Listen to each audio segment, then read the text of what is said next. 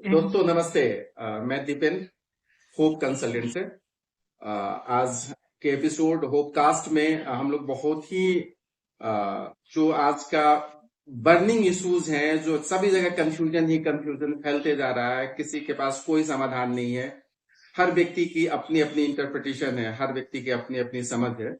और उसके बीच में जो बच्चे हैं, जो खास करके एमबीबीएस अब्रॉड में पढ़ाई करने जा रहे हैं, और या पिछले 2 साल में 18 नवंबर 2021 के बाद में जो बच्चे गए हैं, वो कैसी हालत में है, उनकी डिग्री कितनी वैलिड होगी नहीं होगी, उनका भविष्य कितना सुरक्षित है या कितना अंधेरे में है, हम इन सब पे बात करेंगे।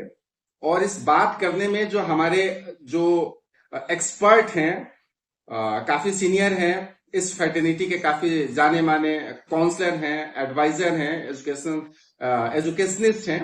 और 2021 के बाद, नवंबर 2021 के बाद उन्होंने जिस तरीका से एक्टिविज्म को दिखाया है एमबीबीएस अब्रॉड के बच्चों के लिए, जैसे जैसे उन्होंने दौड़ा, एनएमसी हो, पीएमओ हो, हेल्थ मिनिस्ट्री हो, मिनिस्ट्री ऑफ एक्सटर्नल अफेयर्स हो, मुझे लगता है कि कम से कम एक रूम तो इनके चिट्ठियों से और उनके जवाबों से भर चुका होगा इनका। और इनका ही नतीजा है कि एफएमजीएल में पिछले 1 सालों में टाइम टू टाइम कई अमेंडमेंट्स हुए हैं। अमेंडमेंट्स तो नहीं कर सकते हैं, उसमें क्लेरिफिकेशन हुआ है, नोटिफिकेशन आए हैं, एफएक्यू आया है, लेकिन अभी भी समस्याएं वही हैं जहां से हम चले थे, वहीं पे अभी भी हम खड़े हैं। लेकिन उम्मीद है, जिस तरह से आप एक्टिविज्म कर रहे हैं, जिस तरह से आप सरकार से लड़ाई लड़ रहे हैं बच्चों के लिए, इसमें जरूर परिवर्तन होगा। आपके जो मेरे गेस्ट है, मिस्टर रवि कुमार कौल साहब है, एडमिशन एडवाइजर इनका ऑर्गेनाइजेशन का नाम है।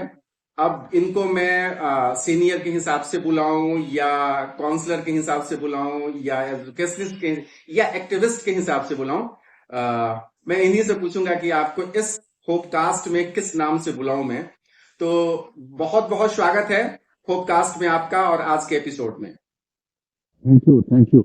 मैं एडमिशन एडवाइजर था जिस दिन यूक्रेन में पहला बम गिरा, तब तक। उसके बाद से मैं देखा बच्चों को अनाथ की तरह सड़कों पे छोड़ दिया गया, तो मैंने सब कुछ भूल के, घर में भी इस चीज पे बहस होती है, सब कुछ भूल के मैंने सोचा नहीं, इनको पहले सेटल करना होगा। तो उसके लिए अपना पूरा समय समर्पित कर दिया। और आज भी मैं एनएमसी से अभी अभी होके ही आ रहा हूँ। तो क्योंकि काफी समस्याएं हैं, भविष्य अंधकार में है, बहुत सारी चीजें हैं। अगर वाकई में इस एफएमजीएल गैजेट के बारे में इंसान सोचे, वाकई में वकीलों के साथ बैठ के, एनएमसी के साथ बैठ के सोचे, जिनको मौका मिला, चलो भाई ट्रांसफर करके वो खुद भी ट्रांसफर हो गए, बच्चों को भी ट्रांसफर किया। फर्स्ट ईयर के बच्चों के बारे में किसी ने नहीं सोचा। हर कंसल्टेंट, हर कॉन्ट्रैक्टर ने 2021 में बहुत पेट भर के पैसा कमाया था। रवि सर, मैं ये चाहूंगा कि क्योंकि काफी लंबा ये विषय है और एक दिन में और एक एपिसोड में हम लोग इसको समेट नहीं पाएंगे। तो जो बच्चे हैं जो पढ़ाई कर रहे हैं पिछले 2-3 सालों से, या जो बच्चे प्लानिंग कर रहे हैं 2024 में एडमिशन लेने के लिए, तो उनके, या जो बच्चे पहले से पढ़ रहे हैं, या उनके पेरेंट्स के लिए, या वो कंसल्टेंट जो अभी भी अनअवेयर हैं, जानते हुए भी कि एफएमजीएल में क्या चीजें हैं और कहाँ कहाँ पे क्या चीज मिसिंग है। तो मैं चाहूंगा क्या यहां से हम लोग शुरू करें कि 2002 में जो स्क्रीनिंग टेस्ट रेगुलेशन 18 फरवरी 2002 को जो गवर्नमेंट ऑफ इंडिया पब्लिश करती है, अगर मैं ठीक ठाक समय अगर मैं बता पाऊं तो बिल्कुल 18 फेब 2002 को ये नोटिफिकेशन होता है। और सेम कंडीशन अगर उस समय के आप देखें या उस समय के जितने भी केस लॉज आप पढ़ें, तो जो सिचुएशन 2002 से पहले एमबीबीएस अब्रॉड की बनी हुई थी इंडिया में, वही स्थिति क्या 2021 के पहले आते आते फिर से बन गई? एक तो ये सवाल उससे है। उससे भयानक बन चुकी है। तो अब हम ये बताना चाहेंगे और आपसे जानना चाहेंगे कि 2002 के स्क्रीनिंग टेस्ट रेगुलेशन में और 18 नवंबर 2021 के एफएमजीएल में क्या क्या कॉमन चीज है और क्या ऐसे वर्ड्स हैं जो एफएमजीएल में ऐड किया गया जो कि स्क्रीनिंग टेस्ट रेगुलेशन में नहीं था? क्या आप इसको बता पाएंगे आप? देखिए, स्क्रीनिंग टेस्ट रेगुलेशन बहुत ही सिंपल सरल था कि उसमें ये कहा गया कि आपका 31 दिसंबर, जिस साल में आप पढ़ाई करने जाओगे, 31 दिसंबर उस साल को आपका उम्र 17 साल की होनी चाहिए। ठीक। एग्जैक्टली। और फीस आपके पीसीबी में जनरल कैटेगरी के लिए 50% होना चाहिए और रिजर्व कैटेगरी के लिए 40% होना चाहिए, इंग्लिश में पास होने चाहिए। ये टोटल क्राइटेरिया। अब सवाल उस टाइम ये भी आया कि भैया हमें कैसे पता चलेगा कि कौन सा कॉलेज ठीक है, कौन सा गलत है।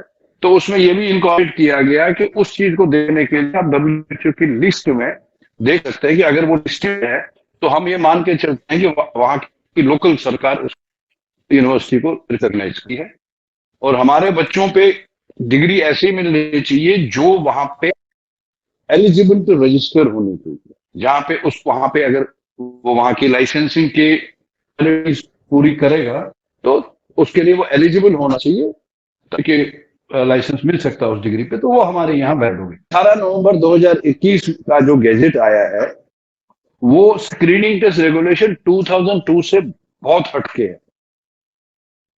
सबसे पहले मैं ये आपको बता दूं कि स्क्रीनिंग टेस्ट रेगुलेशन आया क्यों, उसके लिए थोड़ा सा हिस्ट्री बताता हूं। बिल्कुल। क्योंकि मेरा घर आईटीओ के बहुत नजदीक था उस टाइम में, तो मैं आता जाता रहा एनएमसी, और वहां कुछ बहुत अच्छे, वाकई में दिल खुश होता है जब उनके बारे में सोचता हूँ। कुछ अच्छे ऑफिसर थे, डेप्यूटी सेक्रेटरी लेवल पे, उनसे काफी वार्तालाप होती थी। Not as a consultant, as a parent जाता था मैं वहां पे उनसे मुलाकात करने, समझता था। कारण ये था 303 एफआईआर हो चुके थे 2002 से पहले उन बच्चों पे जो विदेश जा चुके थे। उसकी कॉपी मेरे पास अभी भी है। जो बच्चे अब्रॉड गए थे, या तो उनका 12वीं का मार्क्स कार्ड फेक था, या वहां से जो करके आए वो डिग्री फेक थी। कहीं ना कहीं मतलब फोर्जरी वाला मामले थे वो 303, हर किसी न किसी स्टेप पे।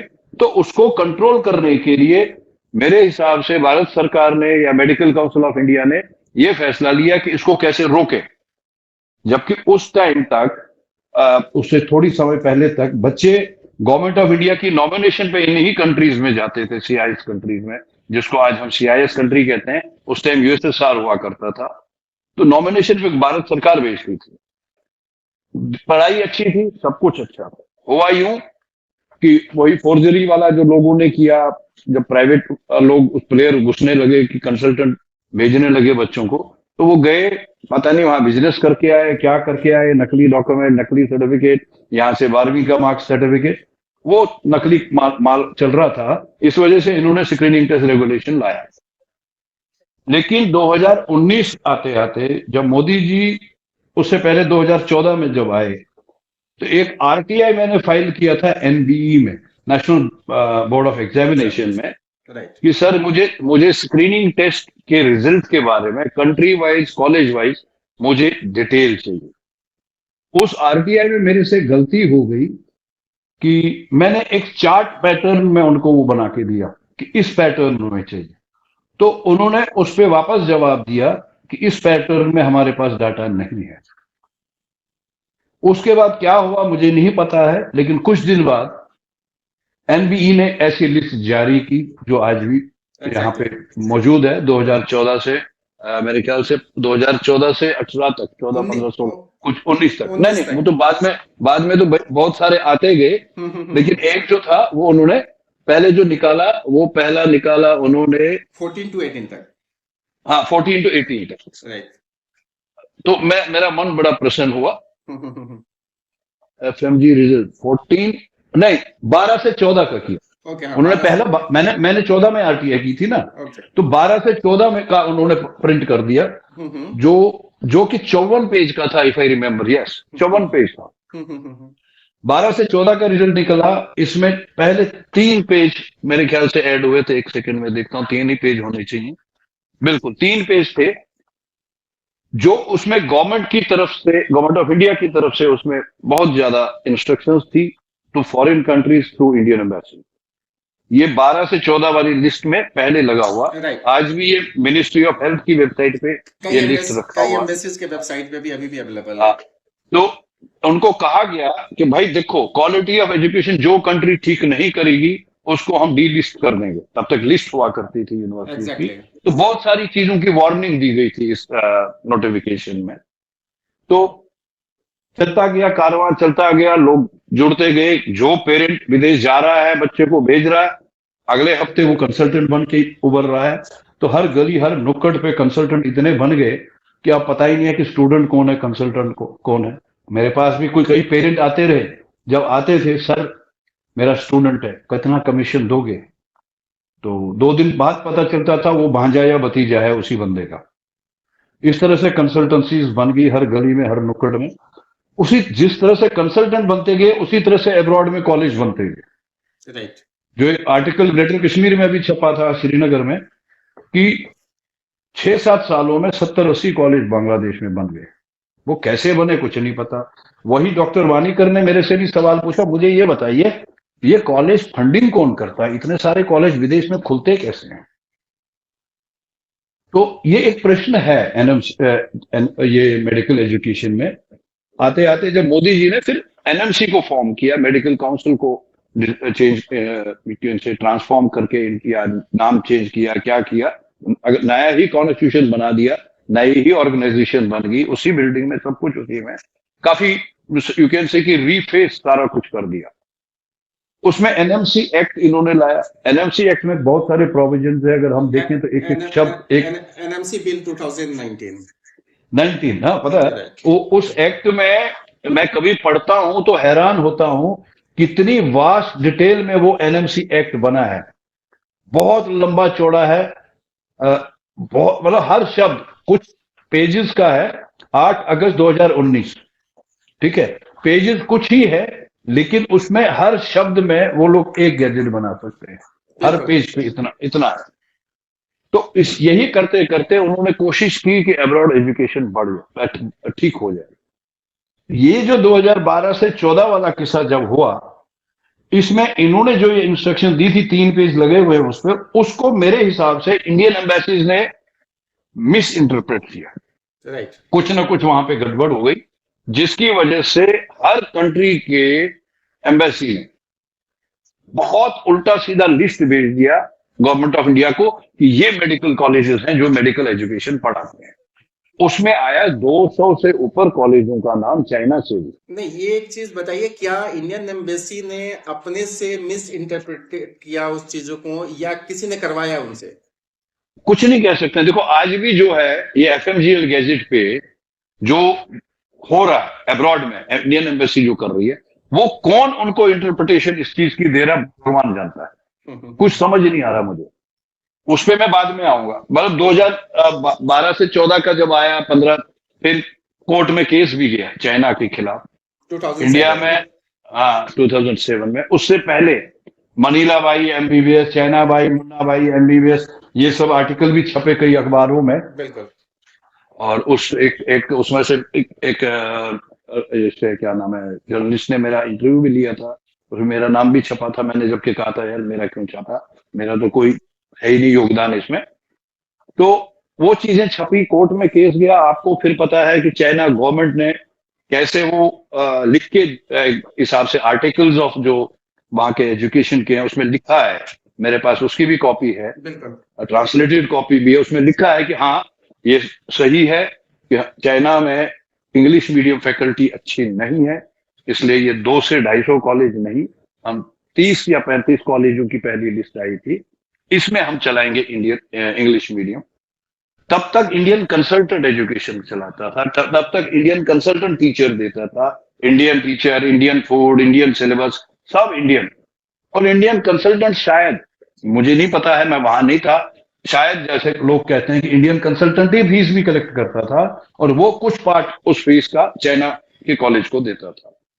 लेकिन बाद में जब 2007 में सुप्रीम, यहाँ दिल्ली हाईकोर्ट में, मेरे ख्याल से दिल्ली हाईकोर्ट में जब केस चला, उसके बाद चाइना गवर्नमेंट ने भी लिस्ट जारी की, तो हर साल लिस्ट आती गई, उसमें कॉलेज ऐड होते गए, निकलते गए। तब तक बेलगाम मेडिकल एजुकेशन चाइना में चल रही थी। कितने बच्चे एक कॉलेज में जाएंगे कोई लिमिट नहीं था, क्योंकि कॉन्ट्रैक्टर चला रहा था। वहां पे उन्होंने, एमसीआई ने भी उसमें काफी योगदान दिया कि जिसमें फिर चाइना गवर्नमेंट ने आज की डेट में भी किसी भी कॉलेज में 100 से ऊपर फॉरेन मेडिकल स्टूडेंट्स नहीं लेते हैं, और ज्यादा से ज्यादा कॉलेजों में 60 के आसपास लेते हैं, प्लस माइनस 60। मिनिमम 40 है, इंफ्रा मैक्सिमम 150 है। और 150 हो गया। अच्छा, तो हर साल वो लोग गवर्नमेंट ऑफ इंडिया को थ्रू इंडियन एम्बेसी लिस्ट भेजते थे, ये हमारे कॉलेज है जिनको हम इंग्लिश मीडियम में इतने बच्चे लेने की अनुमति देते हैं। वो इंडियन बच्चों के लिए लिस्ट सिर्फ नहीं होती थी, टोटल फॉरेन स्टूडेंट्स उतने होने थे। एग्जैक्टली। वही चीज अभी जो मैंने जो पीछे सुना है, ज्यादा नहीं कहूंगा इसमें, कि ये हुआ है कि गवर्नमेंट ऑफ इंडिया में यही हुआ कि पता जब चला कि भाई कुछ कंट्रीज में कॉलेज जो एम्स के कॉलेज थे, काफी छोटे कॉलेज हैं, बहुत छोटे कॉलेज हैं, जिनमें, जबकि हमारे एम्स में मेरे ख्याल से 60 से 100 सीट का है दिल्ली में, और वहां पे उन्होंने देखा कि 1200 स्टूडेंट एक कॉलेज में, 1000 स्टूडेंट, 500 स्टूडेंट। तो हमारे एक किस कंट्री की बात कर रहे हैं जहाँ पे 1200-1500 ये स्टूडेंट? पहले मैं जहां तक मैंने सुना है, I don't have a documentary evidence, क्योंकि नॉर्मली मैं वो चीज नहीं बोलता हूं जिसके लिए मेरे पास एविडेंस हो। पहले मोदी जी सुनने में आया कि मोदी जी पहले रशिया गए, और चूंकि जहां भी होता है, जैसे फिलीपींस वो गए, तो मेरी एक स्टूडेंट गई थी फिलीपींस, तो मैंने उसको बोला था, हाँ बेटा तुम जाना, तुम भी जाना, मोदी जी से मिलना, तो फोटो भी खिंचवा लेना, मैं अपनी वेबसाइट पे डालूंगा, अभी भी मेरी वेबसाइट पे वो फोटो है। इसी तरह से जब वो रशिया गए, तो रशिया में भी एम्बेसी ऑर्गेनाइज करती है अपने प्राइम मिनिस्टर के लिए प्रोग्राम, तो उन्होंने वहां पे देखा बच्चे हैं इंडियन, अच्छा कहाँ पढ़ते, he interacts with very very well with students. जब इस तरह से मिले तो उनको पता चला कि यहाँ रशिया में 20,000 के आसपास इंडियन स्टूडेंट है। He didn't react. 20 रशिया में 20,000 स्टूडेंट छोटी सी बात है, बहुत बड़ी कंट्री है, बहुत ज्यादा बड़ा इंफ्रास्ट्रक्चर है, बहुत ये है, सब कुछ है। तो ही वॉज नॉर्मल। अगली बार वो एक किर्गिस्तान में गए, जहां पता चला वहां पे भी बच्चे आए। तो सुनने में आया है, मैं ये लोगों की सुनी हुई बात पे ये बोल रहा हूँ, लोगों ने ही कहा कि भाई जब पूछा गया तो एम्बेसी में। रवि सर, मैं आपको 1 मिनट रोक दूं। ये पूरी बैकग्राउंड आपको इसलिए बताया जा रहा है, तब आप जाके समझ पाएंगे एफएमजीएल को क्यों लाया गया, और एफएमजीएल में वो सारे वर्ड्स क्यों रखे गए जो स्पिनिंग टेस्ट रेगुलेशन 2002 में नहीं था। अगर डायरेक्टली हम उस सेक्शन को पॉइंट टू पॉइंट बात करेंगे, तो फिर आप उसी कंफ्यूजन में रह जाएंगे जहां पे आप अभी भी हैं। तो किसी भी चीजों को समझने के लिए आपको उसके पीछे का पूरी फिलॉसफी और पूरी की पूरी बैकग्राउंड आपको समझना पड़ेगा। तो वही बैकग्राउंड अभी रवि सर बता रहे हैं। हाँ सर, आप कंटिन्यू करें। बिल्कुल बिल्कुल। आज भी जब मुझे कोई पेरेंट मिलता है, स्टूडेंट मिलता है, सर कौन से कॉलेज में जाऊं, जब बोलते थे मैं बोलता था इस कॉलेज में जाओ, उस कॉलेज में जाओ। सर उसका एफएमजीई यानी कि स्क्रीनिंग टेस्ट का रिजल्ट परसेंटेज कितना है? मैं कहा बेटा उससे क्या फायदा? सर नहीं वही फर्क होता। मैं कहा सर बेटा, सबसे बड़ी बदकिस्मती की बात है हमारे देश में, जो मैंने कई बार पॉइंट आउट किया है, कोचिंग इंडस्ट्री सबसे बड़ी ऐसी चीज है जिसने हमारे मेडिकल एजुकेशन नहीं, हर एजुकेशन सिस्टम को खराब कर रखा। अपने आप में एक इंडस्ट्री है, एक इंडस्ट्री है। अब मुझे ये बताइए, नाम नहीं लूंगा, बहुत बड़े बड़े स्कूल हैं, जब आप बच्चे छोटे होते हैं, पेरेंट्स एडमिशन करना चाहते हैं, एडमिशन के लिए लाखों रुपए डोनेशन देना पड़ता है ऐसे स्कूलों में। ठीक, केंद्रीय विद्यालय सरकारी स्कूल में हम प्रेफर नहीं करते हैं, क्योंकि भैया कॉम्प्लेक्स होता है, मेरे बच्चे को बोलेंगे ना कि ये सरकारी स्कूल में पढ़ रहा है, गवर्नमेंट स्कूल में भेजते हैं बड़े स्कूल में। अब जैसे कि कोचिंग जो है, कोचिंग से काफी मामला हमारा बिगड़ा है, बहुत दिक्कत हो रही है पढ़ाई स्टूडेंट्स की लाइफ में बिकॉज ऑफ कोचिंग ओनली। हम किसी स्कूल को लाखों रुपए बचपन में एडमिशन के लिए देते हैं अपने बच्चे के लिए, लेकिन उस बच्चे को 8वीं के पास करते हुए 9th 10th 11th 12th इसमें उसको कोचिंग की जरूरत क्यों पड़ती है?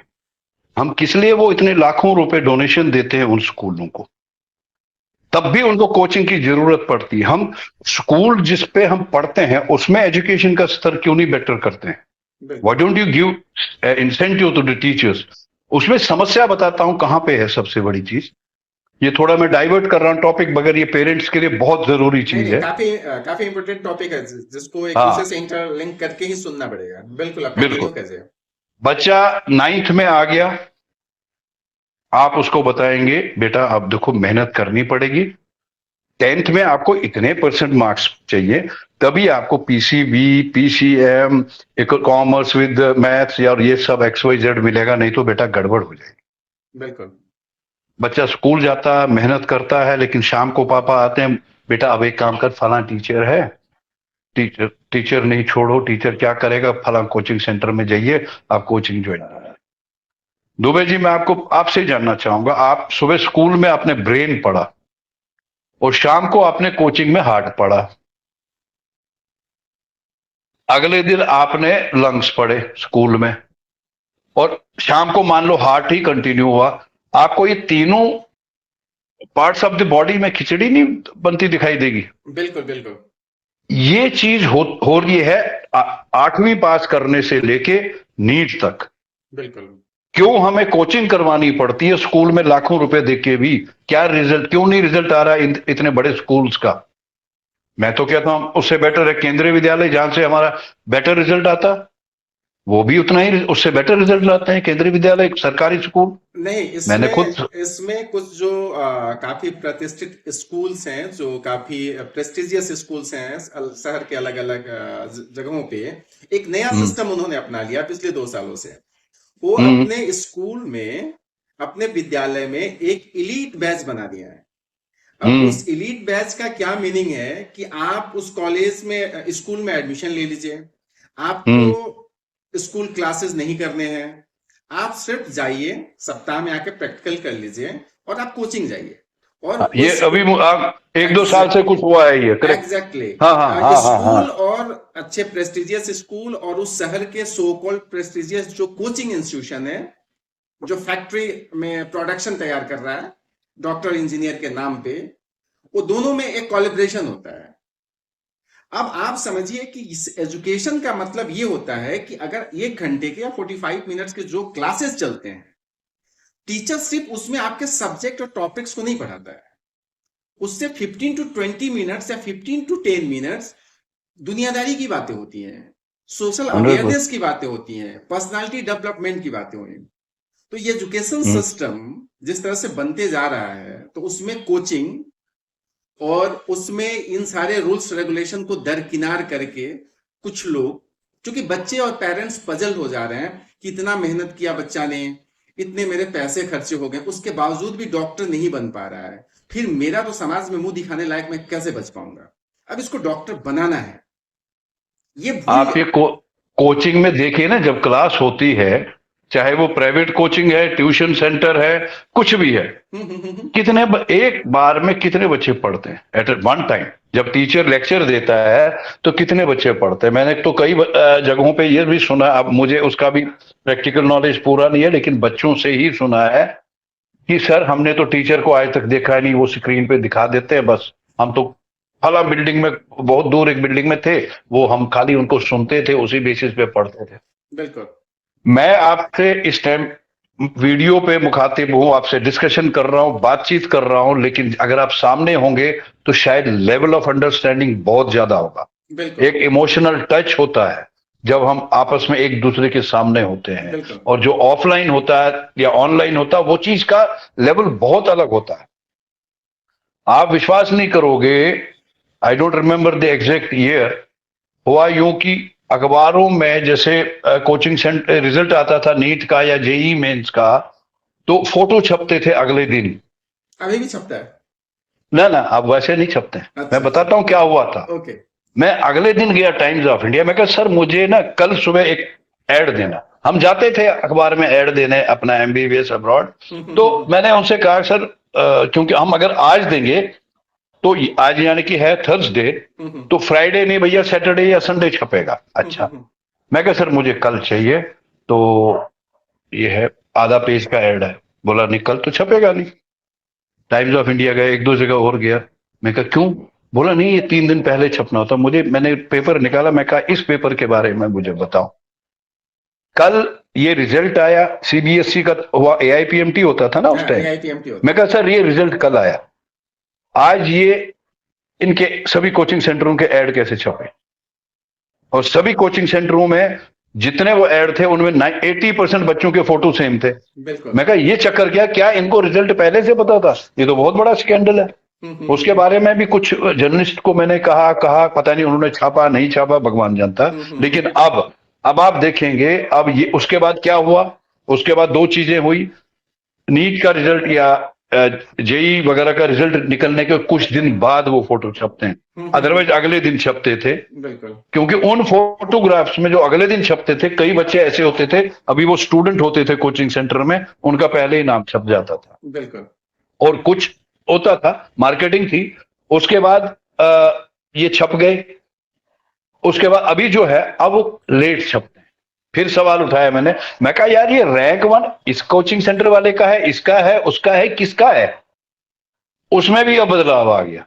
ये रेगुलर स्टूडेंट चौबे जी मेरे यहाँ है, फला सेंटर में ये ऑफलाइन स्टूडेंट है, दूसरी जगह। अब उनके नीचे कुछ और स्टूडेंट्स का कैटेगरी बन गई। पार्ट टाइम, तो मतलब ये ताकि कल को ऑफेंस होना, हाँ ऑनलाइन मोड में है ये। तो ये चीजें ये वाकई में ना इट्स बिगेस्ट बिजनेस। हमें बेसिक एजुकेशन सिस्टम, एजुकेशन की क्वालिटी को बेटर करना है, स्कूल्स को मोटिवेट करना है। जो मान लो आप स्कूल में दे रहे हो 10,000 रुपए फीस, एग्जाम्पल 10,000 है नहीं, ज्यादा है आजकल। 10,000 रुपए आपने स्कूल में फीस दिया, 10,000 रुपए आप कोचिंग सेंटर को महीना दे रहे हो। इसमें बीच का रास्ता निकालो, 15,000 या 20,000 स्कूल के देख के स्कूल एक ही जगह पे सारी चीजें क्यों नहीं हो पा रही? बिल्कुल। Why should it be done in school? बिल्कुल। 30 के 30 बच्चे वहां पे अच्छे से पढ़ेंगे। हाँ ठीक है भैया, 10 बच्चे नहीं दे पा रहे इतना पैसा, उनको भी बेनिफिट होगा ना। It will be benefit to the country. तो क्लासरूम में 30 बच्चे 35 बच्चे पढ़ सकते हैं ना, इंडस्ट्री में तो बल्क में वही प्रोडक्शन। तो प्रॉब्लम। नहीं वो सभी स्कूल, इंडस्ट्री को हमें क्या करना? अगर स्कूल बनाए हैं तो इंडस्ट्री किस लिए बनाई? तो प्रॉब्लम तो यहीं पे है यही ना। तो यही तो समस्या हुई। हम एक और तरफ एजुकेशन न्यू एजुकेशन पॉलिसी बना रहे हैं, दूसरी तरफ हम सभी को खुले हाथ छोड़ रहे हैं कि भाई तुमको कोचिंग जैसे सेंटर, चला अरे वैसे कोचिंग सेंटर में भी आप देखो जब उनकी एड आती है, कितना परसेंट रिजल्ट उनका भी होता है? 25% से ऊपर एवरेज नहीं होता। बिल्कुल। वही उतने 1,000 स्टूडेंट उसके भी पास हुए, उतने ही 100 इसके भी हुए। परसेंटेज लगभग सेम होती है, थोड़ा बहुत ऊपर नीचे, एग्जैक्ट फिगर सेम नहीं होता। प्रॉब्लम ये है कि ये जो बच्चे जो वाकई में पढ़ने वाले हैं ना, उनको प्रैक्टिकली कोचिंग की जरूरत नहीं पड़ सकती है अगर आप उनको स्कूल में ढंग से। We have to make the education system better. हम लोग ये बैकग्राउंड के बाद आते हैं कि एमबीबीएस अब्रॉड को कैसे मैनेज, कैसे उसके क्वालिटी को कंट्रोल किया जाए। तो गवर्नमेंट ने सबसे तो पहले शुरू किया कि भाई जो नीट क्वालिफाई होगा वही जाएगा, जो कि उसके पहले 2018 के पहले बच्चे जो भी बच्चे होते थे physics chemistry biology eligibility, PCB eligibility. एक पहला पैरामीटर गवर्नमेंट ने ये लाया कि अगर आप विदेश भी पढ़ना, देश में पढ़ रहे हैं तो नीट क्वालिफाई करना ही है, अगर विदेश जाना है तभी भी आपको नीट क्वालिफाई करके ही जाना है। तो इस एक फिल्टराइजेशन के लिए बहुत अच्छा गवर्नमेंट का कदम था, इसको सराहनीय बतानी चाहिए, इसका स्वागत करनी चाहिए। उसके बाद 18 नवंबर 2021 एफएमजीएल आता है। एफएमजीएल आने के पीछे आपका अपना व्यक्तिगत ओपिनियन क्या होगा? दूसरा सवाल इससे जुड़ा हुआ, जो कंसल्टेंट ये एफएमजीएल के बियॉन्ड जाके काम कर रहे हैं, उस पे आपका ओपिनियन क्या होगा? और क्या बच्चे अवेयर नहीं है या अवेयर होते हुए भी कंसल्टेंट उनको अवेयर होने नहीं दे रहा है? नहीं देखो, सबसे पहले ये गैजेट क्यों आया? गैजेट ये हुआ कि जो मैल प्रैक्टिस जिसको हम बोलते हैं, जो हो रही थी 2002 से पहले, स्क्रीनिंग टेस्ट रेगुलेशन आया, फिर भी कंट्रोल में हालात नहीं आए। हालात में क्यों नहीं आए? कि बहुत सारे कॉलेज खुले अब्रॉड में, बहुत सारे कॉलेज खुले हर कंट्री में, बहुत ज्यादा, और स्टूडेंट्स बहुत ज्यादा बल्क में जा रहे थे। हजारों में एलिजिबिलिटी सर्टिफिकेट एक के कॉलेज की जा रही है। तो गवर्नमेंट की नजरों में ये आ गया ना यार, is it, do they have the infrastructure of such A quality? उसके बाद उन्होंने एफएमजीएल गैजेट लाया। एफएमजीएल गैजेट खेल खेल में नहीं आया। मैं गारंटी देता हूं ये जो 5 पेज का एफएमजीएल गैजेट है, चौबे जी मैं कह रहा हूं कसम से परमात्मा की, ये वाकई में क्या बताऊं, ये 2 पेज में हजारों पेज के बराबर का सामान लिखा हुआ। 18 नवंबर 2021 और उस दिन और भी गैजेट आए थे और भी आए उसके बाद। सबका इसमें कहीं ना कहीं नाता है। ये इन्होंने 2 पेज में बहुत कुछ रखा है। बिल्कुल। अब देखिए क्या होता है, जब ये गैजेट आया सारे कंसल्टेंट भी घबरा गए, सब घबरा हो गया। कोई दिक्कत नहीं भैया, करो जो कुछ करना है, बच्चे भेजने लगे। अब उसमें इंटरप्रिटेशन, जो आज भी मेरी कई बच्चों से कई बार बहस होती है, दुख होता है, सर नहीं वहां पे 54 महीने का कोर्स है। मेरे भाई, एनएमसी ने एफएमजीएल गैजेट में ये नहीं कहा कि 54 महीने का कोर्स होना चाहिए। उन्होंने कहा कम से कम होना चाहिए 54 महीने का। एग्जैक्टली। ना कि जिस कंट्री में 72 महीने का कोर्स है उसको आप 54 महीने का करोगे। बिल्कुल नहीं कर सकते हैं। वो कैसे होगा? ठीक है, चलो जी आगे बढ़ते हैं। उसमें इंटर्नशिप 12 महीने का अलग होना चाहिए। बिल्कुल। सेम इंस्टीट्यूशन में 2 चीजें हैं यहाँ पे। सबसे पहले डेफिनेशन ऑफ इंटर्नशिप क्या है?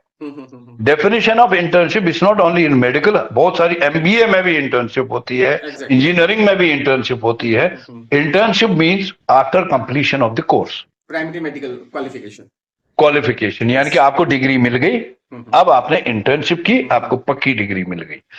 अब उसको क्या कर रहे हैं? और दूसरा ये भी लिखा है कि इंटर्नशिप सेम इंस्टीट्यूशन। अगर ये इंक्लूडिंग वाला नहीं, मैं बता दूं, सॉरी, हाँ, ये चीजें आपको स्क्रीनिंग टेस्ट रेगुलेशन 2002 में भी था कि आपको सेम इंस्टीट्यूशन से आपको अपनी डिग्री की पढ़ाई करनी है, प्राइमरी मेडिकल एजुकेशन क्वालिफिकेशन की आपको पढ़ाई करनी है। उसमें इंटर्नशिप मैंडेटरी नहीं था। एफएमजीएल में क्या किया गया, उस सेक्शन में इंटर्नशिप को भी मैंडेटरी कर दिया गया और बोला गया कि भाई आप जहां से पढ़ाई कर रहे हैं वहीं से आपको इंटर्नशिप भी करना है। लेकिन कंसल्टेंटों ने बच्चों को ये बोला इंटर्नशिप आपको बेटा नहीं करनी है, आपको वहां पे इंटर्नशिप उसमें इंक्लूडिंग है 72 महीने में।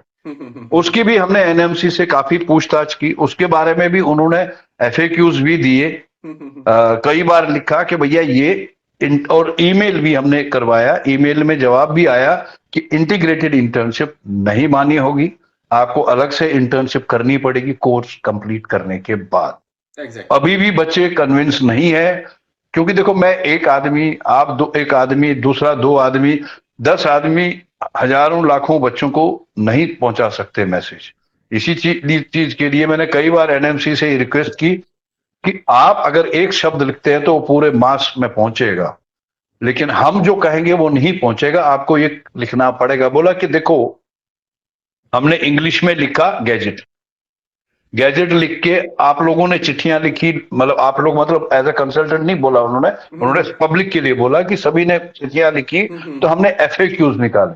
तो उन्होंने बोला कि ठीक है भाई, उनको इतनी खतरनाक टेक्निकल इंग्लिश समझ नहीं आई, हमने एफएक्यूज निकाले, और अगर एफएक्यूज भी उनको समझ नहीं आ रहे, they are not fit to go for medical education, क्योंकि दैट मीन्स उनको इंग्लिश आती ही नहीं है ढंग से।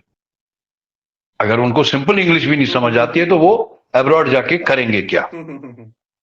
अच्छा, इंग्लिश में मीडियम ऑफ इंस्ट्रक्शन होना चाहिए। ठीक है। कुछ कंट्रीज में इंडियन एम्बेसियों ने भी लिखा कि भाई यहाँ पे इंग्लिश मीडियम नहीं है, फिर भी कंसल्टेंट मार्केटिंग कर रहे हैं कि इंग्लिश मीडियम में जाइए, फला कंट्री XYZ, सबका वो देते हैं। ये चीज स्टूडेंट टेस्ट रेगुलेशन में इंग्लिश मीडियम करके कहीं पे लिखा नहीं गया, नहीं थी, नहीं था, स्पेसिफिक इंग्लिश मीडियम लिखा गया। इंटर्नशिप ऑप्शनल था, जैसे चाइना से आप करके आते थे, अगर ये तो वो यहाँ पे वैलिड होती थी वहां की इंटर्नशिप। जिस समय 21 से पहले कुछ ही कंट्री थे जहां से इंटर्नशिप होते थे। एक बांग्लादेश में इंटर्नशिप होता था, नेपाल में इंटर्नशिप होता था, बांग्लादेश में इंटर्नशिप होता था, और नेपाल, चाइना, बांग्लादेश, और CIS में तो होता ही नहीं था, वो तो होता नहीं था। फिलीपींस में इंटर्नशिप था, लेकिन लोगों ने उसको ऐसा मिस इंटरप्रेट किया कि उसमें से इंटर्नशिप को हटा दिया और क्लिनिकल रोटेशन को एज ए इंटर्नशिप वैलिड कर दिया और रजिस्ट्रेशन करवा दिया। एग्जैक्टली ये सिनेरियो था 2021 के पहले। हाँ, अब यहाँ पे सेक्शन 4A का पॉइंट नंबर रोमन 4 आता है। ये बहुत सीरियस पॉइंट है, बहुत सीरियस पॉइंट है। मतलब वही कह रहा हूं ना, मैं हर दिन एक एक शब्द किसी के सामने डिस्कस करते हैं तो मुझे बहुत लंबे लंबे चीजें दिमाग में आती है यार, ये इसमें ये भी है। इसमें लिखा है studied the mandatory subject specified in the schedule 1। One. Schedule 1 में जो मैंडेटरी सब्जेक्ट्स दिए गए हैं वो होंगे बच्चों को अब्रॉड में। अब अगर शेड्यूल 1 में जाएंगे, वो कहते हैं द कोर्स एंड इंटर्नशिप और clinical rotation shall commensurate with the MBBS course of India in accordance with the regulations on graduate medical education 1997 Yes. and subsequent amendments thereto। ये चीज बहुत सीरियस पॉइंट है। बिल्कुल। ग्रेजुएशन मेडिकल एजुकेशन 1997 के बराबर समतुल्य होनी चाहिए एंड सब्सिक्वेंट अमेंडमेंट्स में ही आया आपका सीबीएमई कि हर साल जो यहां अमेंडमेंट आती रहेगी। 2021 में जो यहां पे सिलेबस था, वो 2021 में जो बच्चे गए उनके पास वो सिलेबस होना चाहिए। 2022 में जो गए 2022 का सीबीएमई उनके पास होना चाहिए। 23 में जो जाएंगे 23 का सीबीएमई। मतलब ये है, इन्होंने एक हिसाब से जो पॉसिबिलिटी से बाहर है कि अब्रॉड की यूनिवर्सिटी को इंडिया की एनएमसी की सिलेबस की वेबसाइट खोल के बैठना पड़ेगा। जैसे ये चेंज करेंगे वहां पे उनको चेंज करना पड़ेगा। मैं सर आपको रोक रहा हूं, क्योंकि ये जो हाँ। आपने अभी जो बोला ना, हाँ। ये आपको रेगुलेशन ग्रेजुएट मेडिकल एजुकेशन 1997, हाँ। ये जो लाइन है, इसमें उन्होंने क्या क्या ऊपर कुछ सब्जेक्ट्स को भी स्पेसिफाइड कर दिया है। ये हाँ, हाँ, हाँ। 2002 स्क्रीनिंग टेस्ट रेगुलेशन में था, सेक्शन 2 के सब सेक्शन एच में था। इसमें कहा गया था उसमें, मगर अमेंडमेंट्स था क्या? नहीं, उसमें अमेंडमेंट्स नहीं थे। अमेंडमेंट्स वर्ड उसमें नहीं थे। इसमें अमेंडमेंट्स की जो बात कही गई, ये मे भी ये हो सकता है कभी जरूरत पड़े तो इसमें अमेंडमेंट की जगह है तो हम कर सकते हैं। लेकिन जो 11 दिसंबर नहीं 11 ये अमेंडमेंट्स अगर इंडिया करता है, those have to be applicable to them. 11 दिसंबर 2023 का जो पब्लिक नोटिस आया FAQs, ठीक है, उस पे लिखा है दी FMGL regulations published on 11 the students shall be required to fulfill the FMGL regulations published on 18/11/2021 other than migration, including the period of education, subjects and training in various disciplines as per CBME curriculum, including family adoption program। Family adoption program क्या America करता है क्या? नहीं करता। कैसे करेगा? अच्छा, world में कोई कंट्री नहीं करेगी। इसमें आप रवि सर एक चीज और जानना चाहेंगे, फैमिली एडॉप्शन प्रोग्राम जो एक नॉर्मल बच्चा जो +2 करके पढ़ाई करने जा रहा है, हाँ। उसको सिर्फ पता है कि मैं जा रहा हूं, वहां पे कंसल्टेंट भी बताते हैं कि भाई सर्जरी की पढ़ाई होती है, एनाटोमी हो, फिजियोलॉजी है, ऑप्शन गाइनी है, डर्मा है, पीडिया है, जो भी जिसको रखा हुआ है जितना सब पता है। अब फैमिली एडॉप्शन को अगर आप एक नॉर्मल +2 के जो बच्चा एक नॉर्मल फैमिली से जो पेरेंट्स जाता है बच्चे को लेकर काउंसलिंग कराने, वो इस चीज को कैसे समझे कि फैमिली एडॉप्शन क्या है? That is what I have written to the National Medical Commission today। आज सबमिट करके आया हूं कि भाई मुझे ये बताइए, आप कानून बनाते हो और जब आपके यहाँ कोई आता है या फोन करता है तो आप उसको समझाते नहीं हो, उसको वही गैजेट का 2 लाइन चिपका देते हो। वो बच्चा समझेगा कैसे मतलब इस लाइन का जो आपने लिख के दिया? तो वो चीज ये बहुत बड़ा सीरियस पॉइंट है कि शेड्यूल 1 जो इसमें इन्होंने कर दिया, बिल्कुल MCI में था, मगर उसमें अमेंडमेंट्स का नहीं मेंशन था। और यहाँ पे तो ये कह रहे हैं CBME के हिसाब से आपको चलना पड़ेगा। ठीक है, ठीक है। अब सेक्शन 4B पे आता हूं, क्योंकि उसके हिसाब से फिर ये A4 वाला पॉइंट भी आएगा। रजिस्टर्ड, ये जो एक सेक्शन 4B का सबसे ज्यादा दुरुपयोग किया हमारे कंसल्टेंट भाइयों ने, कुछ ने उसका इंटरप्रिटेशन अलग किया। एग्जैक्टली। मतलब ये चीज मैंने NMC से भी पता की, और उन्होंने ये कहा कि ये गैजेट हमने इंडिया को दिमाग में रख के बनाया है। हमें नहीं पता कि किस कंट्री में क्या रजिस्ट्रेशन तरीका है, हमें नहीं पता वहां क्या यूनिवर्सिटी सिस्टम्स हैं, हमें अपने हिसाब से हमने ये बनाया। तो उन्होंने ये सेक्शन 4B में लिखा है, registered with the respective professional regulatory body. हमारे देश में रेगुलेटरी बॉडी है, professional regulatory body in medical education, that is National Medical Commission. तो the student must be registered with the National Medical Commission. एक और अदरवाइज को consultant कुछ और समझा रहे थे, कुछ ने माना कुछ ने नहीं माना अभी भी। और अदरवाइज मीन्स या इसके अलावा क्या, कॉम्पिटेंट टू ग्रांट, अगर प्रोफेशनल रेगुलेटरी बॉडी के अलावा कोई competent authority to grant license to practice medicine in the respective jurisdiction of the country, यानी कि उस कंट्री में कोई कॉम्पिटेंट अथॉरिटी हो जो आपको रजिस्टर कर सके एज मेडिकल प्रैक्टिशनर। एंड पे लिखा है license to practice medicine given to the citizen of that country, यानी कि at par with the local student जो आप लाइसेंस देते हो, या तो वो नेशनल रेगुलेटरी बॉडी देगी या कॉम्पिटेंट टू ग्रांट लाइसेंस कोई और जो व्यक्ति वहां पे ऑफिशियल या कोई भी अथॉरिटी है, वो अगर आपको licence at par with local student दे सकती है, तो वहां पे आपका रजिस्ट्रेशन होना जरूरी है एज रजिस्टर्ड मेडिकल प्रैक्टिशनर। नहीं, इसको क्लियर कर देते दोनों से। 2002 का जो स्टूडेंट टेस्ट रेगुलेशन है, सेक्शन 2 का सबसेक्शन F, वो ये कहता है प्राइमरी मेडिकल क्वालिफिकेशन को ये डिफाइन कर रहा है, इसका डेफिनेशन दे रहा है। Means a medical qualification awarded by any medical institution outside India, which is a recognized qualification for enrollment as a medical practitioner in the country in which the institution awarding the said qualification is situated. ठीक है, which is equivalent to MBBS in India. India, correct.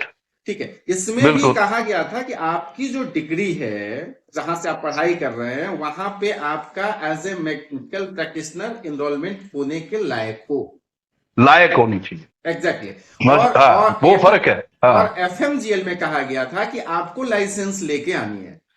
बिल्कुल। अब यहाँ पे NMC की सबसे बड़ी उलझन ये है, यहां तक जब स्क्रीनिंग टेस्ट रेगुलेशन जब बनाया गया तो इसमें था कि भाई आप रजिस्ट्रेबल हो, वहां पे आपकी डिग्री प्रैक्टिस के लिए वैलिड होना चाहिए, एलिजिबल टू रजिस्टर, यस, ठीक है। अब यहाँ पे NMC कहां फंस गई है कि भाई गवर्नमेंट ऑफ इंडिया के जो स्टैट्यूटरी बॉडी है, ऑटोनोमस बॉडी NMC है, ये खुद फॉरेन नेशनल को जो फॉरेन नेशनल यहाँ पे पढ़ाई करने आते हैं, उनको टेम्पोररी रजिस्ट्रेशन इंटर्नशिप के लिए देती है। जो PG करने आते हैं उनका टेम्पोररी रजिस्ट्रेशन 3 इयर्स के लिए देती है। जो सुपर स्पेशलाइज्ड DM MCH करने आते हैं उनका भी टेम्पोररी रजिस्ट्रेशन 3 इयर्स के लिए देती है। आप खुद फॉरेन नेशनल्स को यहाँ पे उनके MBBS या PG के क्लियर हो जाने के बाद, क्वालिफिकेशन क्लियर हो जाने के बाद आप खुद नहीं दे रहे हो, तो फिर आप दूसरे कंट्री से कैसे एक्सपेक्टेशन रख सकते हो कि वहां भी प्रैक्टिस के लिए लाइसेंस मिलना चाहिए, ऑथोरिटी आपके फॉरेन एज ए फॉरेनर आपको प्रोवाइड करे। यहाँ पे इससे भी बड़ा संकट है इस गैजेट में। नहीं, मैं एक इसी सेक्शन 4B पे ही, इसमें वही तो मैंने कहा ना, A4 का भी मैं इसमें जिक्र करूंगा। बिल्कुल। एक साइड से NMC ये कह रही है कि you must have license to practice medicine in that country at par with the local students.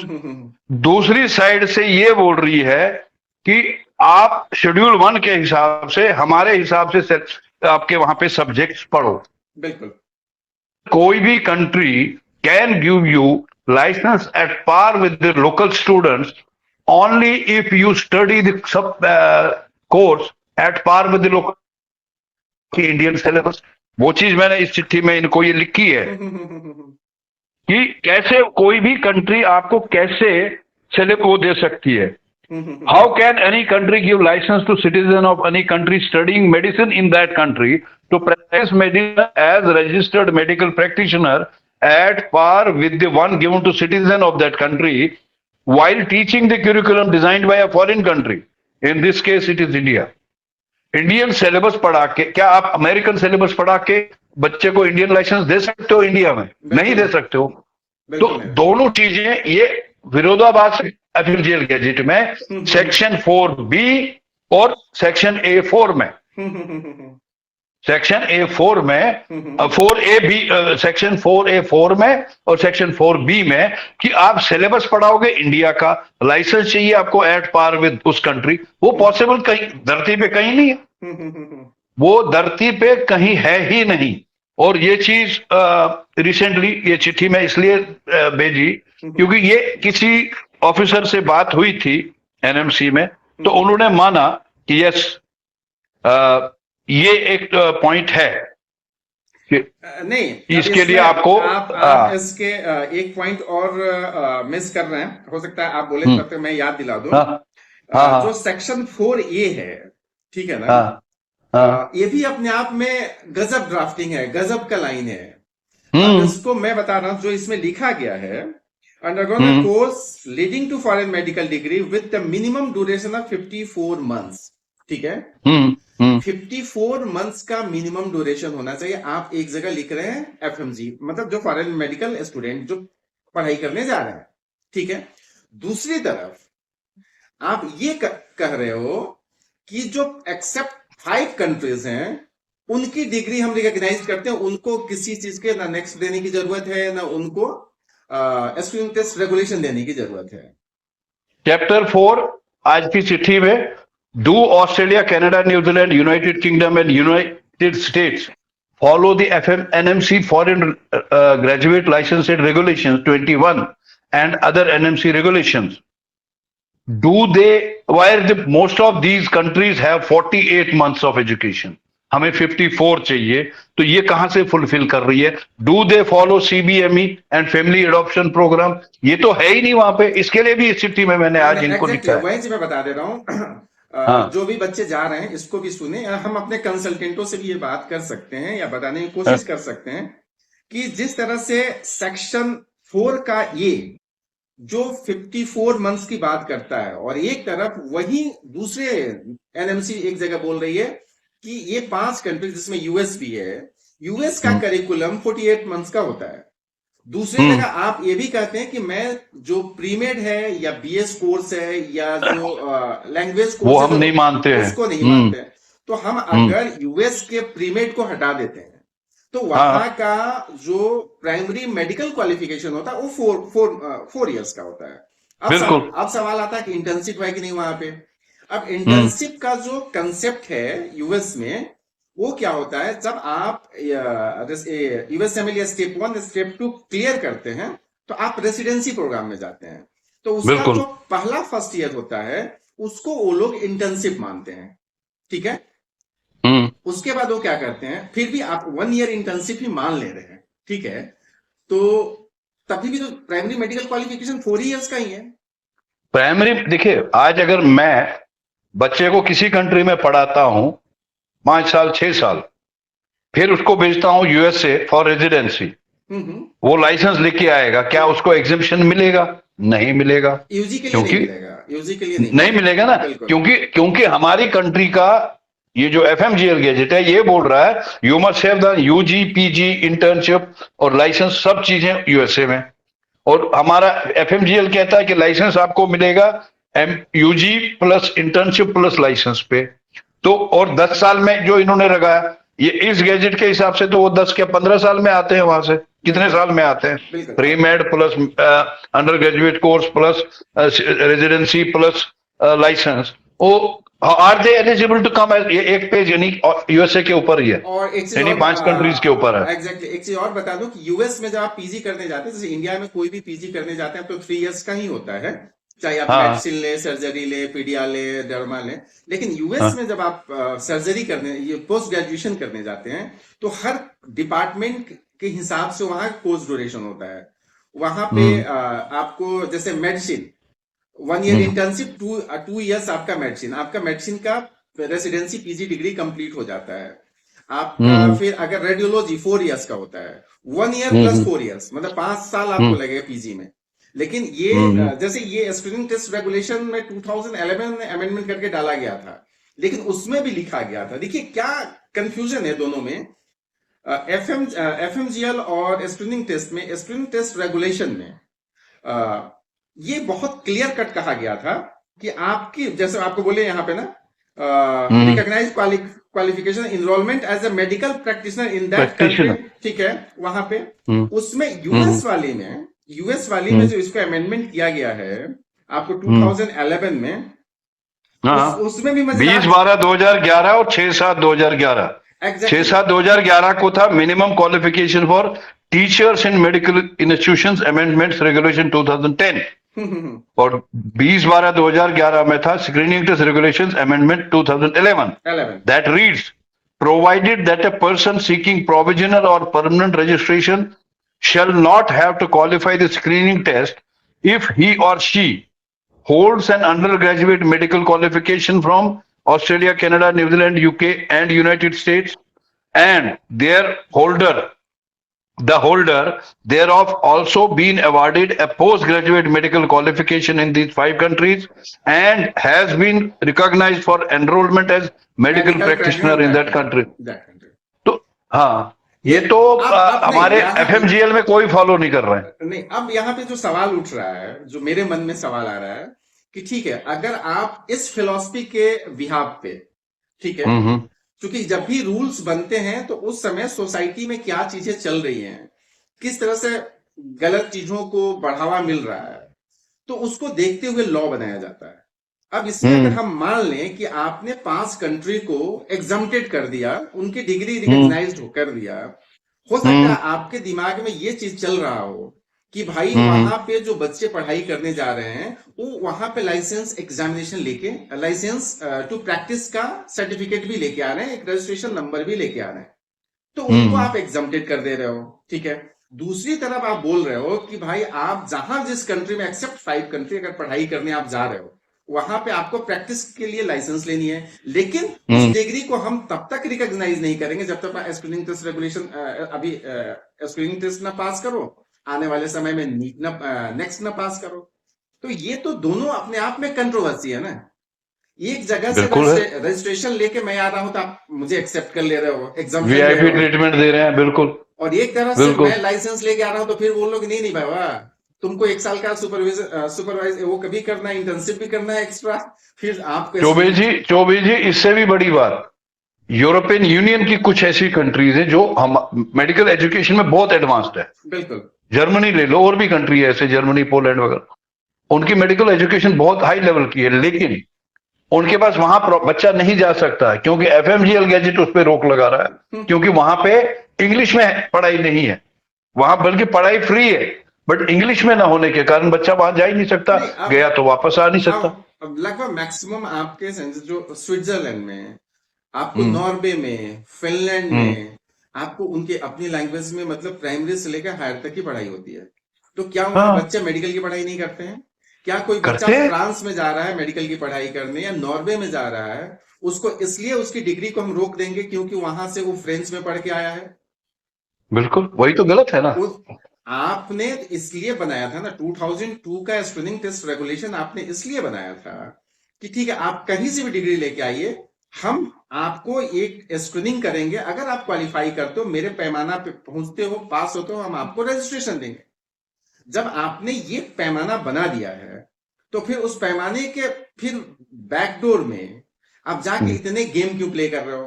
क्या एनएमसी ये चाह रही है? देखिए, एनएमसी के जो मंसूबे हैं, ये चीज समझिए कि जिस समय स्क्रीनिंग, मैं बार बार स्क्रीनिंग टेस्ट रेगुलेशन को क्यों कंपेयर करना चाह रहा हूं कि उसके 2002 से 2021 तक तकरीबन 19 साल के बीच में ये गजट आता है, ठीक है।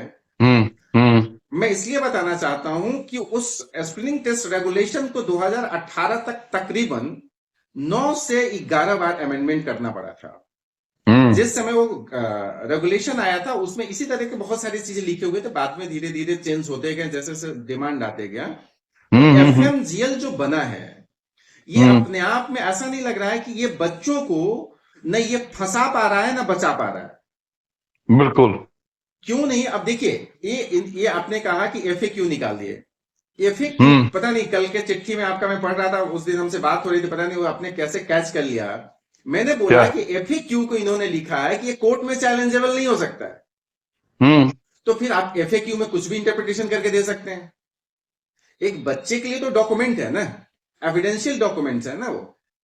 और ये उस 2 पेज इनके एफएक्यू के को समर्पित, ये 2 पेज जो आज चिट्ठी गई है, since the National Medical Commission is putting disclaimer on its own explanation of rules and regulation formulated by National Medical Commission, else who else can be able to tell aspirants about the correct explanation or interpretation of the rules and regulation formulated by the NMC? NMC खुद ही बना रही है, उसकी explanation दे रही है, फिर कह रही मैं इसकी गारंटी नहीं दे रही हूं। What is this? ये सबसे बड़ी समस्या है। NMC FAQs are being issued by the National Medical Commission from time to time with a disclaimer stating this कि भाई ये वैलिड नहीं है। कोर्ट ऑफ लॉ में मत वैलिड हो, हमें नहीं चाहिए, बट बच्चे को पता होना चाहिए ना ये सेक्शन ए सेक्शन बी इसका मतलब क्या है, मुझे लाइसेंस लाना है कि नहीं लाना है। अगर मंत्री जी ने पार्लियामेंट में ये बोल दिया कि भाई लाइसेंस लाना चाहिए, डॉक्टर वानिकर ने गुजरात में या कहां गई थी वो, उसमें वो वीडियो वायरल हो रहा कि उसमें उन्होंने बोला बच्चे को लाइसेंस लाना चाहिए, बाहर नहीं जाना चाहिए।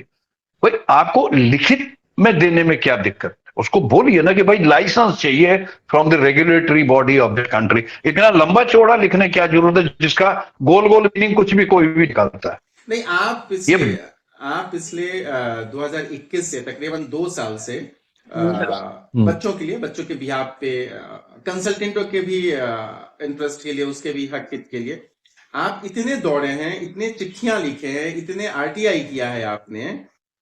कभी आपको ऐसा मिनिस्ट्री ऑफ हेल्थ या मिनिस्ट्री ऑफ फॉरेन अफेयर्स या एनएमसी इन चीजों पे क्लियर कट जवाब दे पाया है? ये बात अलग है कि यूक्रेन वाले बच्चों की ट्रांसफर कैसे हुआ, उसमें कितने लोगों का कंट्रीब्यूशन है, आपका नाम जरूर याद है, वो एक अलग टॉपिक पे आएंगे हम, उसको लेके दूसरी एपिसोड बनाएंगे। लेकिन अभी ये जो गजट है, गजट समझना और बच्चों को समझाने के तरीके से गजट को समझना, आप बताइए इतने दिनों में आपको कुछ क्लियर जवाब एनएमसी ने देखो, दिया क्या? मैं हेल्थ मिनिस्ट्री में भी कई बार घुसा हूं, कल भी गया था, पिछले हफ्ते भी गया था, शायद आपने आशीर्वाद दिया तो दोबारा भी जाऊंगा। सबसे बड़ी समस्या है कि कहीं भी आप जाओ, आप मोबाइल फोन और बैग साथ लेके जाते हो। बिल्कुल। एकमात्र एनएमसी है जिसमें आपको मोबाइल फोन बैग बाहर रखिए, अंदर नहीं जाएगा। आज भी मैंने जो ये चिट्ठियां दे आया, आज अंदर नहीं घुसने दिया। क्यों भाई? नहीं नहीं नहीं, हम चिट्ठी अपने आप देंगे। एलिजिबल जो मेडिकल पढ़ के आए हैं अब्रॉड से, बाहर लाइन लगी थी बच्चों की। मैंने कहा ये किस लिए खड़े? सर इनको डिग्री करके आए ना, अब एलिजिबिलिटी मांग रहे हैं। भाई क्या है ये? एक सिस्टम को, वही चीज मैंने इसको लिखा है, मैडम वानिकर को भी, सबको लिखा है मैंने, मंत्री जी को भी। आई होल हार्टेडली वेलकम्ड। मैंने उस टाइम जब गैजेट आया, उसके बाद जब पहली चिट्ठी लिखी प्रधानमंत्री जी को, वानिकर जी को, मनसुख मांडविया जी नहीं थे मिनिस्टर शायद उस टाइम, या वही थे, मुझे याद नहीं है, बट मैंने तीनों को चिट्ठी लिखी। I wholeheartedly welcome National Medical Commission on foreign medical graduate licensate regulation 21, a big step for regulating better quality medical education for students in India and abroad. But there is a need for a soft approach to raise good doctors, especially those students who can ill afford expensive private medical education in India, so prefer to go abroad. सारे NEET qualified है, कोई NEET fail नहीं है। अब जो NMC में जो है, एक्चुअली जो एमसीआई में इंटरेक्शन था, मैंने क्यों एमसीआई गैजेट को क्यों मैं काफी कुछ जानता हूं, कैसे नॉलेज बढ़ी मेरी। मैं एमसीआई में रेगुलरली जाता था, 3 से 5 आईटीओ पे दफ्तर खुलता था, कोई भी आ सकता था, जाइए रजिस्टर में एंट्री कीजिए, ऊपर। मैं I use to sit with the officer, जो भी ऑफिसर मिले उसके साथ बैठता था, डिस्कस करता था। दे वर वेरी पोलाइट, हर चीज समझाते थे। उसके बाद द्वारका गया एमसीआई, वहां भी हम जाते थे 3 से 5, कभी 10 से 11, टाइमिंग जो भी ऑफिशियली करते थे, वहां पे मुलाकात होती थी। कोई नहीं होता था तो section officer of eligibility section हर एक बच्चे से, हर एक पेरेंट से, हर विजिटर से मिलते थे। They use to interact. आज एनएमसी में प्रॉब्लम कुछ नहीं है। मैं गैजेट के खिलाफ नहीं हूं, but you must have the face to face contact. आपको इंटरेक्ट करना चाहिए इन बच्चों को। They are going to be doctors, how can you treat them like that? आपको उनको समझाना है। बल्कि आप, मैं कहूंगा, you take over the education consultancy abroad, आप ही कंसल्टेंसी भी करो, बट उनको ढंग से समझाओ तो सही, गैजेट का मतलब क्या है बेटा, ये चीज देखो। अच्छा, जाइए अब देखिए आप एनएमसी की वेबसाइट पे, जहां फॉरेन कंट्रीज का लिखा है, क्या लिखा है कि हमने लिस्ट हटा दी, हम किसी लिस्ट को एंडोर्स नहीं करते। ठीक है भाई, वहां पे आपने बहुत बड़ी बड़ी चीजें लिखी है। आपने क्या लिखा है कि आप पूरा ध्यान से वेरीफाई करके जाइए जब विदेश जाएंगे। भाई ये बच्चे कहां से वेरीफाई करेंगे? मैंने, शायद ही कोई इंडियन एम्बेसी हो जिसको मैंने नहीं लिखा, बिल्कुल। कोई जवाब नहीं आया। 1 सितंबर 2022 को मैंने सभी इंडियन एम्बेसीज में अब्रॉड चिट्ठियां लिखी, कोई जवाब नहीं आया। फिर मेरे ख्याल से 9 या 19 सितंबर, अभी डेट खोलना पड़ेगा, तो मैंने उस टाइम फिर से सबको चिट्ठी लिखी। लेकिन उस टाइम मैंने डिफरेंट रूट अपनाया, पहले जैसे मैंने भेजा था वैसे नहीं, डिफरेंट तरीके से अपनाया। बहुत सारी इंडियन एम्बेसीज ने इवन संडे को भी कॉल किया, they talk to me, they interacted with me, they replied. और मैक्सिमम जो इंडियन एम्बेसीज है, उन्होंने अब मेरे जो क्वेश्चन और क्वेश्चंस के आंसर, क्वेश्चन आंसर दोनों डाल दिए अपनी वेबसाइटों पे। बिल्कुल। बहुत अच्छा था, बट प्रैक्टिक, मगर जो मुझे बच्चों के लिए चाहिए था वो परफेक्टली नहीं आया। Accept I can say 99% China Indian embassy ने बहुत अच्छा जवाब दिया। फिलीपींस इज परफेक्ट, उन्होंने मेरे को जवाब नहीं दिया इंडियन वो, लेकिन वो वहां पे बहुत अच्छा काम कर रहे हैं। आई बिलीव शायद इजिप्ट ने भी शायद जवाब, हाँ मेरे ख्याल से उन्होंने भी दिया। सर्बिया ने भी दिया। बहुत सारे इंडियन एम्बेसीज ने जवाब दिए, अच्छे दिए, बट जहां पे कुछ गड़बड़ लग रही थी तो उसको चेंज भी कराया गया। कुछ एम्बेसी बिल्कुल परफेक्ट, जैसे रशियन एम्बेसी सबसे fastest in response is Russian Indian embassy in Russia, Moscow में। आप आज लिखिए, हो सकता है 24 घंटे से कम में ही आपको जवाब मिलेगा, लेकिन अगर आप काउंटर क्वेश्चन करेंगे तो उसका जवाब आएगा, kindly go and talk to NMC. मतलब ये था कि उन्होंने लिखा था कि ये जो कोर्स है यहाँ पे 6 साल का है, उसमें इंटर्नशिप इंक्लूडिंग है। जब पूछा गया कि ये इंटर्नशिप है या प्रैक्टिकल ट्रेनिंग, क्योंकि इंटर्नशिप डिग्री के बाद कह रही है एनएमसी करनी होती है, तो बेसिकली जो इन्होंने एडवाइजरीज या क्वेश्चन आंसर भी दिए ना, लोकल गवर्नमेंट से लेके इनको बेसिकली एनएमसी से वेरीफाई करनी चाहिए थी, तब जाके वो एडवाइजरीज के रूप में डालनी चाहिए। क्योंकि सभी एडवाइजरीज में बहुत विरोधाभास है, हर कंट्री अलग अलग तरीके से एडवाइजरी डाल रही है।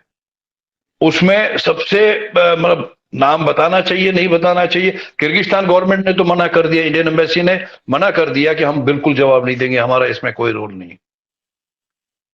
आपका ताजिकिस्तान ने अभी तक 3-4 एडवाइजरी डाल दी, अलग अलग तरीके की चेंज करते रहे। उज्बेकिस्तान, उनका एक एडवाइजरी बहुत लेंथी है, पुराना। नया वाला जो डाला वो बहुत ही कंफ्यूजिंग है, उसके चक्कर में बच्चे प्रैक्टिकली आज की डेट में जो बच्चे जा रहे हैं ना, उसका कुछ कारण है इंडियन एम्बेसी। क्योंकि इंडियन एम्बेसी ने जो एडवाइजरी डाली है, क्वेश्चंस के आंसर्स डाले हैं, वो they are itself attracting the students from India to those countries. उन्होंने वो क्वेश्चन आंसर उन्होंने without confirming from the NMC डाले हैं। पहले क्या होता था, मैंने ये देखा है while working for Ukraine also, government of India कोई भी नोटिफिकेशन निकालती थी तो they used to implement there. It's not only this, जब गवर्नमेंट ऑफ इंडिया ने ये बोला कि पासपोर्ट बनाने के लिए हमें date of birth certificate from municipality चाहिए, 10वीं का मार्क्स कार्ड नहीं चलेगा अब, यूक्रेन गवर्नमेंट ने वहां पे भी इमीडिएटली इंप्लीमेंट किया, एम्बेसी में भी किया, सब जगह, क्योंकि गवर्नमेंट ऑफ इंडिया सबको सर्कुलर भेजती है। अब इस गैजेट पे मुझे नहीं पता क्या इन्होंने, गैजेट तो भेजा होगा, बट गैजेट के साथ इनको एक्सप्लेनेशन एम्बेसीज को भेजनी चाहिए थी। और एम्बेसीज ने क्या किया, कुछ एम्बेसीज ने स्टूडेंट से पूछ पूछ के लिखा है क्लियर कट, हमने स्टूडेंट से इंटरेक्ट किया, फला कॉलेज के स्टूडेंट से, उन्होंने ये कहा। कुछ कह रहे हैं कि हमने यूनिवर्सिटी से बात की। You have to talk to the ministry, ministry से पूछिए वहां क्या क्या कानून है, उसको आप वेरीफाई कीजिए from India national Medical commission, तब आप उस पर डालिए, क्योंकि it should be uniform for all countries.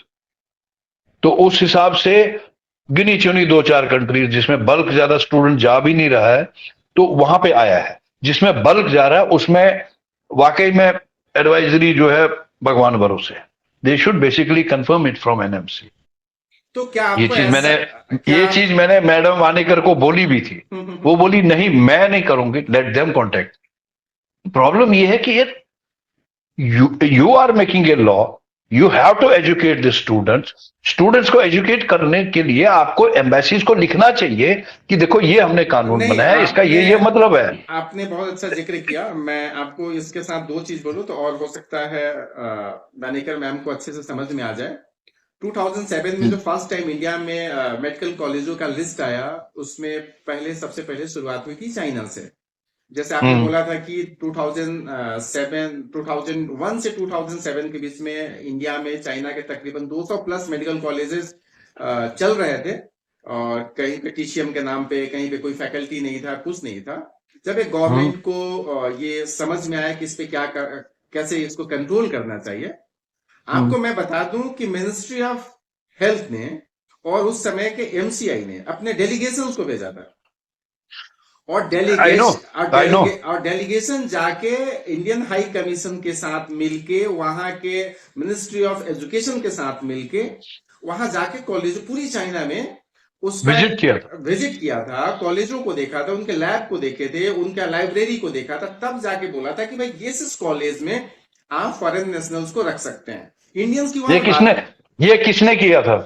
जब डेलीगेशन कहां गया से गया, किसका डेलीगेशन गया? मिनिस्ट्री ऑफ हेल्थ इंडिया, और MCI. MCI medical council of India, जब आप चाइना में जाके तो why can't the same thing be done by the exact Ministry of Health and NMC? आज की एग्जैक्टली डेट में कुछ कंट्रीज में क्या दिक्कत है भाई? आपने वहां जाके 22 दिन में चाइना जैसे बड़े कंट्री में जाके पूरे के पूरी आप स्क्रीनिंग करके एक लिस्ट बना देते हैं कि इस कॉलेज में फॉरेन नेशनल पढ़ने आएंगे।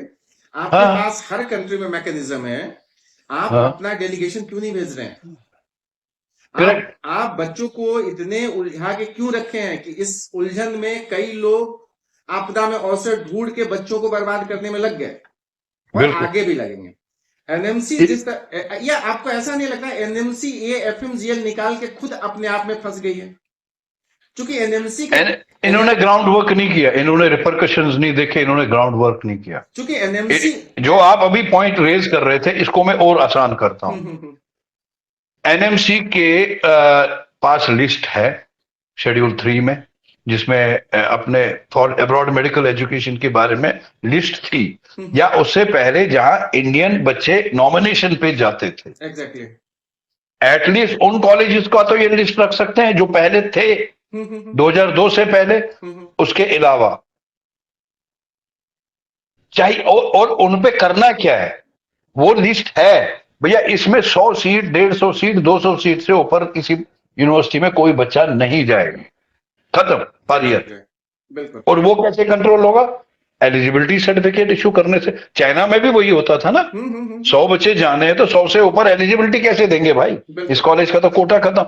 उसी तरह से फॉर एग्जांपल रशिया है, यूक्रेन है, सीआईएस कंट्रीज है, जो कॉलेज उस टाइम लिस्ट में थे, भैया ठीक है ये कॉलेज लिस्ट में, सारे गवर्नमेंट कॉलेज थे, प्राइवेट उसमें कुछ नहीं था, बिल्कुल ठीक है, वो कॉलेजेस को लिस्ट में डालिए, उसको लिस्ट में लाके लिमिट लगा दीजिए सीट्स का, 100, एक इंटेक 150, 200। इंटेक हाँ, इंटेक तय कर दिए कि इतने कर दिया। बिल्कुल उसके बाद जो उसके अलावा जो फिर कॉलेज हैं, as per section 36 of NMC act, let them approach you.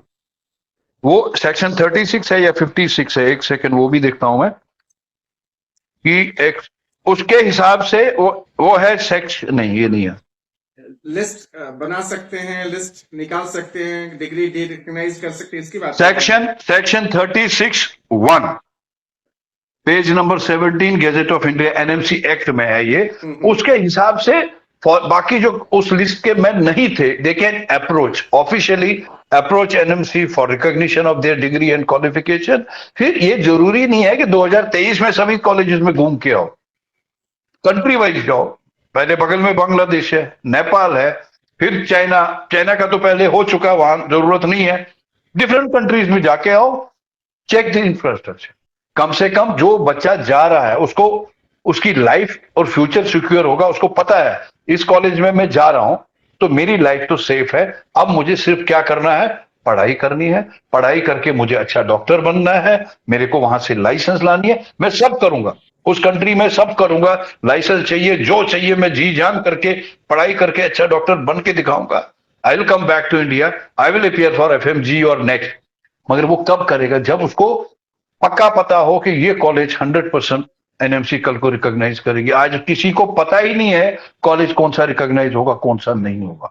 That country is the most unfortunate part of नहीं, कॉलेज की तो बात, कंट्री कौन सा रिकॉग्नाइज होगा नहीं इट। होगा कंट्री का वही तो प्रॉब्लम, ये भी प्रॉब्लम दे है। Should do it step by step. दो इन्होंने एक चिट्ठी में मेरे पास आया है लिख के कि उसमें उन्होंने लिखा है क्लियर कट कि भाई it is under consideration, is under discussion stage hmm between health with health ministry. NMC ने लिखा है मुझे हम्म एक लेटर में कि दिस इज अंडर ये, इसमें एक सेकेंड में बताता हूँ वर्डिंग एग्जैक्ट क्या है। अब समय पे न मिली चिट्ठी तो मैं क्या करूं। तो उन्होंने उसमें लिखा है कि वो ये क्योंकि वो मैंने डिस्कस भी किया था जब मैं मई में गया था, तो फिर चिट्ठी का जवाब जब आया तो उसमें उन्होंने लिखा था कि it is under discussion stage list का। They should go ahead with ऐसे वॉर फुटिंग, क्योंकि इट्स नॉट अ मैटर कि एनएमसी या हेल्थ मिनिस्ट्री ऑफ इंडिया या गवर्नमेंट ऑफ इंडिया या कोई और कंट्री, आपको अपने देश के बच्चों का भविष्य बचाना है। बच्चों के भविष्य का मतलब ये नहीं है कि उसके माँ बाप का सिर्फ पैसा बचाना है। वो लाखों करोड़ों का फॉरेन एक्सचेंज बाहर जा रहा है, वो हमारा दैट विल ड्रेन आउट, वो खत्म हो जाएगा, उसकी वैल्यू जीरो रहेगी। उसको हमें सब जल्द से जल्द करना चाहिए। उस पर सबसे ज्यादा अमल, लिस्टिंग सबसे ज्यादा इंपॉर्टेंट चीज है मैं कहता हूं। तो आप आज बच्चे जा रहे हैं, रोज फ्लाइटें जा रही है, किसी को पता ही नहीं। नेचर कंसल्टेंट ने ऐसा बोला, अरे बोल दिया ठीक है, एम्बेसी ने ये लिख दिया ठीक है, वो भी ठीक है, बट वो अगर एनएमसी वही चीज बोले कि इस कंट्री में ये कॉलेज में जाओ, तो उसी कॉलेज में लाइन लगेगी ना, बिल्कुल खत्म। एक ही ये जगह जाएंगे, लिमिट ऑफ सीट्स रखो, हजारों में क्यों रखना है, 2-2 हजार एक कॉलेज में, तो उससे कम से कम कंट्रोल हो जाएगा, quality of education will be there. बिल्कुल। तो एनएमसी का दूसरा जो सबसे कंट्रोवर्शियल जो इस गजट में एफएमजीएल में है, वो हाँ आपका जो पूरी एमबीबीएस डिग्री और लाइसेंस लेना और पढ़ने से लेके और लाइसेंस लेने तक जो 10 इयर्स का कैपिंग किया गया है, ये भी वो गलत है, अपने आप में काफी कंट्रोवर्सी है। ठीक है। वो नहीं, वो चीज इन्होंने ठीक कर दी थी पीछे, बट हाँ, पता नहीं किसके प्रेशर में आके इन्होंने वो रिवर्ट कर दिया। अब इन्होंने जो नोटिफिकेशन निकाला, पब्लिक वो नोटिस गलत। आपका 22 नवंबर हाँ नवंबर 22/11, 22/11 बिल्कुल, उसमें 22/11 है। Capping of the time limit to qualify FMG examination, उसमें इन्होंने बहुत अच्छा चीज लिख दिया। The time internship, the time limit for appearing in FMG examination next will be 10 years from the completion of their training course in foreign medical institution। देखिए, कभी कभी क्या होता है ना, दिल की बात जुबान पे आ जाती है। अब आ गया तो हुआ कि भाई ये तो हंगामा मच जाएगा, फिर इसको भाई दिल के अंदर लो। तो फिर इन्होंने क्या किया, 7 दिसंबर अगर मैं ठीक हूं तो 7 दिसंबर 2023 को उन्होंने फिर एक पब्लिक नोटिस निकाला, क्योंकि उस नोटिस में बहुत सारा चीज है। हम लोग चूंकि आज गजट पे बात कर रहे हैं, एफएमजीएल 21 पे बात कर रहे हैं, तो हम लोग उसी पे बात करेंगे और फिर आने वाले एपिसोड में और सारी चीजों पे अलग अलग टॉपिक पे बातचीत होगी हम लोग की। तो इसमें भी जो कैपिंग ऑफ टाइम लिमिट का दिया गया, इसमें बदल दिया उन्होंने क्या इसमें कहा, all FMG shall have to complete their internship within 10 years from date of joining their foreign medical institution to procure qualification equivalent to MBBS in India। अब यहां पे फिर एफएमजीएल को ये ला दिया है। एफएमजीएल का यहां पे इंटरप्रिटेशन इन्होंने अगर सही किया है या फिर यहां पे इन्होंने सही किया है, एनएमसी को खुद समझ में नहीं आ रहा है कि हम कर क्या रहे हैं। आपको सिंपली या एनएमसी को जो लोग गाइड कर रहे हैं या जो लोग रूल्स रेगुलेशन ड्राफ्ट कर रहे हैं, कम से कम उनको ये देखना चाहिए था कि भाई जो स्क्रीनिंग टेस्ट रेगुलेशन में जितने अमेंडमेंट्स हुए, इंडियन मेडिकल आईएमसी एक्ट 1956 थे मेरे ख्याल से, हाँ। हम्म उसमें उसके 13 को अमेंडमेंट किया गया है, 4 ए लाया गया, 3 लाया गया, कई चीजें लाई गई उसमें। उसको पढ़ना चाहिए इनको। हाँ, 34 ए है, फिर सबसेक्शन 3 जोड़ा गया। भाई उसको तो कम से कम पढ़ लो।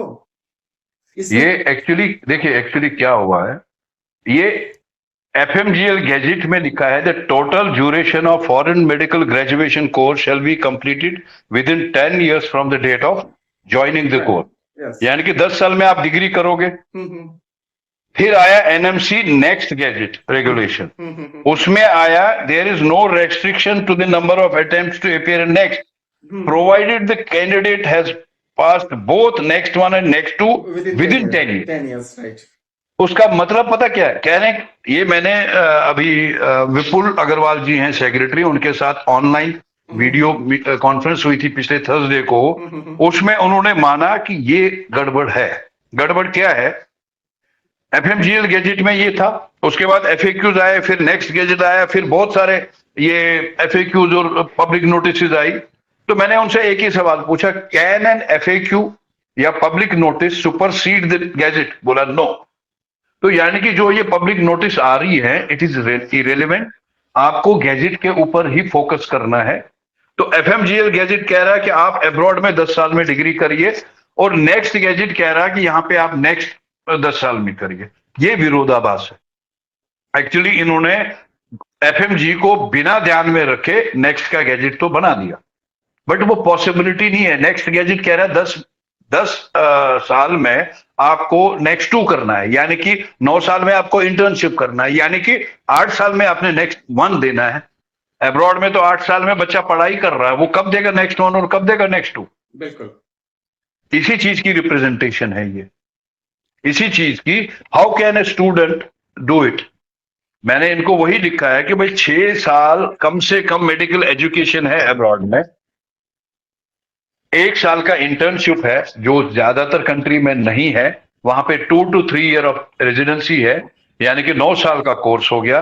और लाइसेंसिंग एग्जामिनेशन अगर हम माने कि भाई डिग्री मिलते ही उनको लाइसेंसिंग एग्जामिनेशन भी हो गया, तो तब भी ये 7.5 से 9.5 साल का कोर्स है।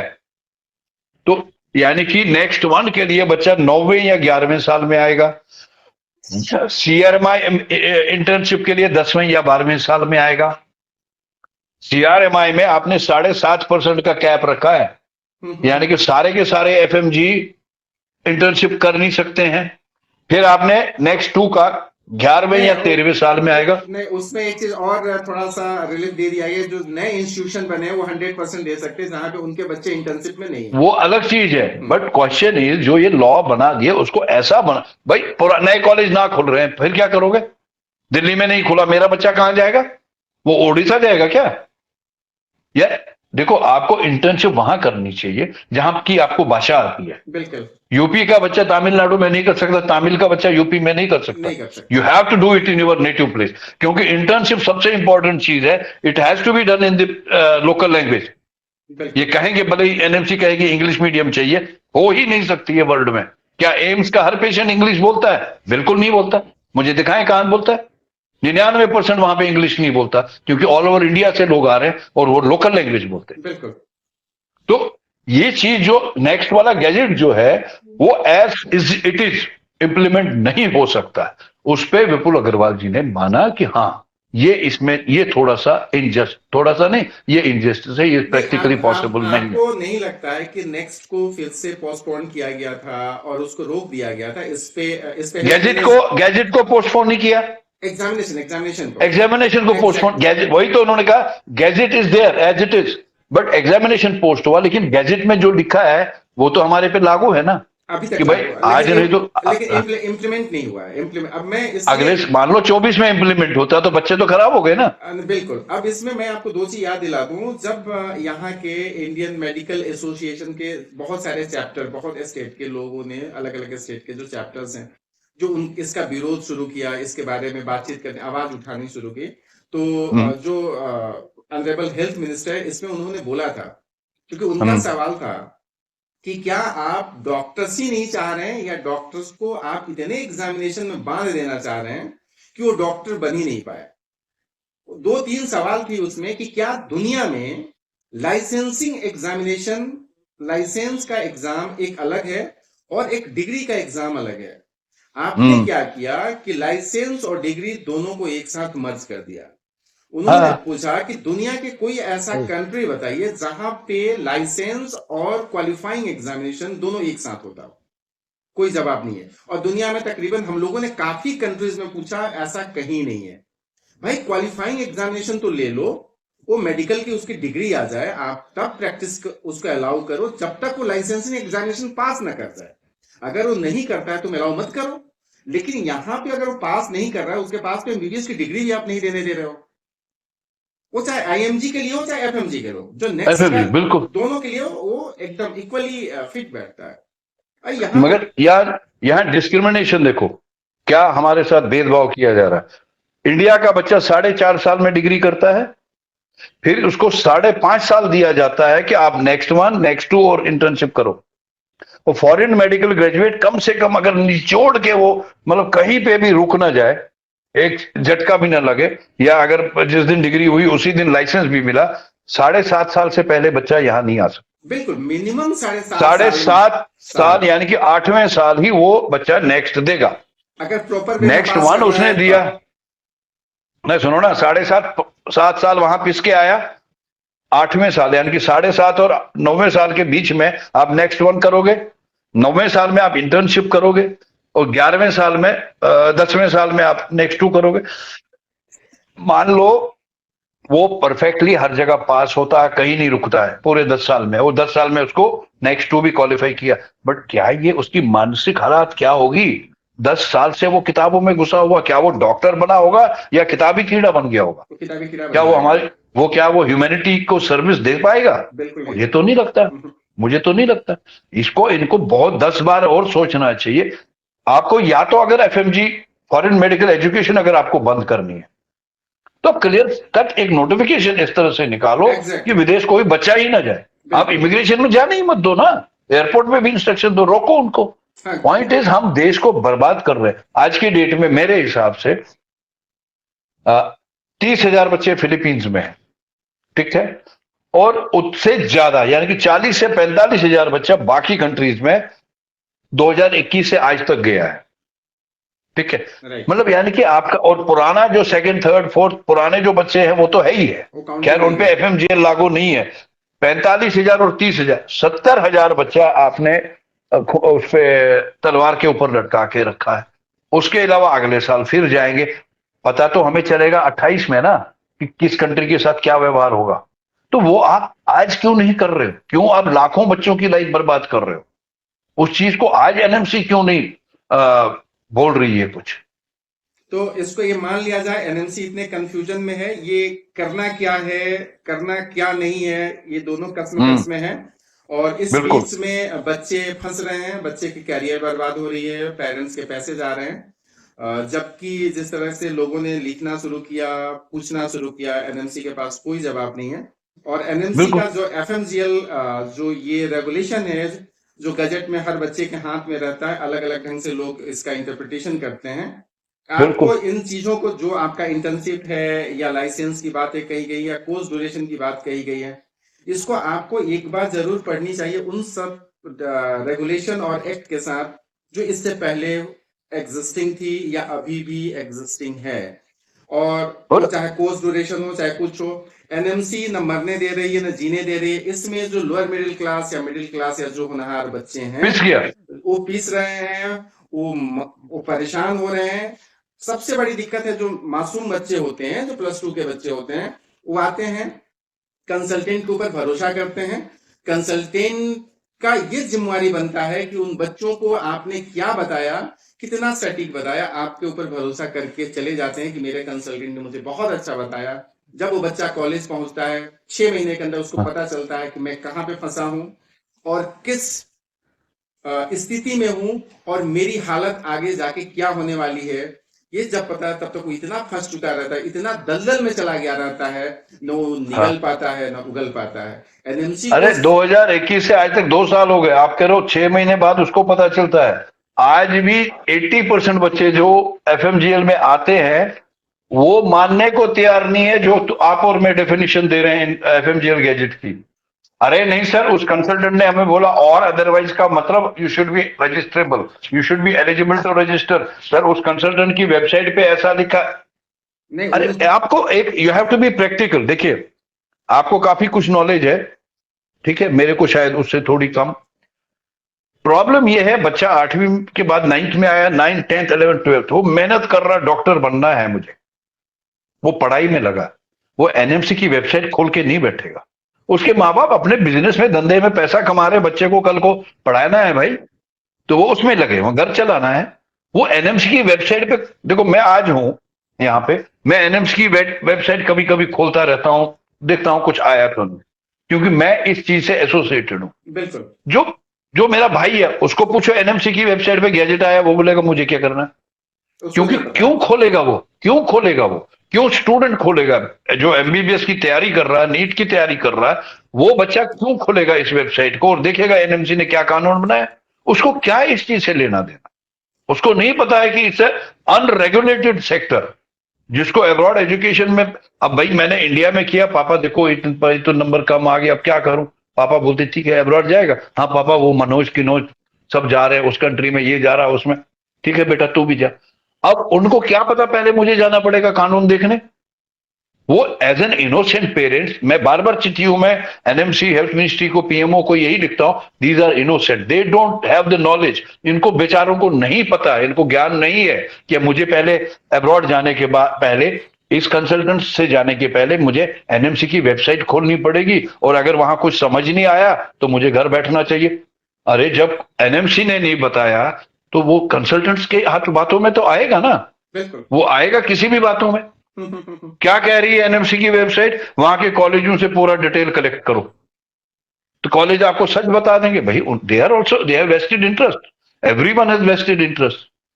तो आप इससे, it's your responsibility as a national regulator to guide the students for a better future. बिल्कुल। मैं तो ये कहता हूं, इट्स बिल्कुल। Total responsibility of NMC. और एनएमसी ने जिस चीज को कंट्रोल करने के लिए एनएमसी को बनाया गया, जिस तरह से एनएमसी से ये उम्मीद की गई थी कि एनएमसी के एस्टेब्लिशमेंट होने के बाद से इंडिया में मेडिकल एजुकेशन सिस्टम काफी हद तक बेहतर हो सकता है, लेकिन वो होते हुए दिख नहीं रहा है।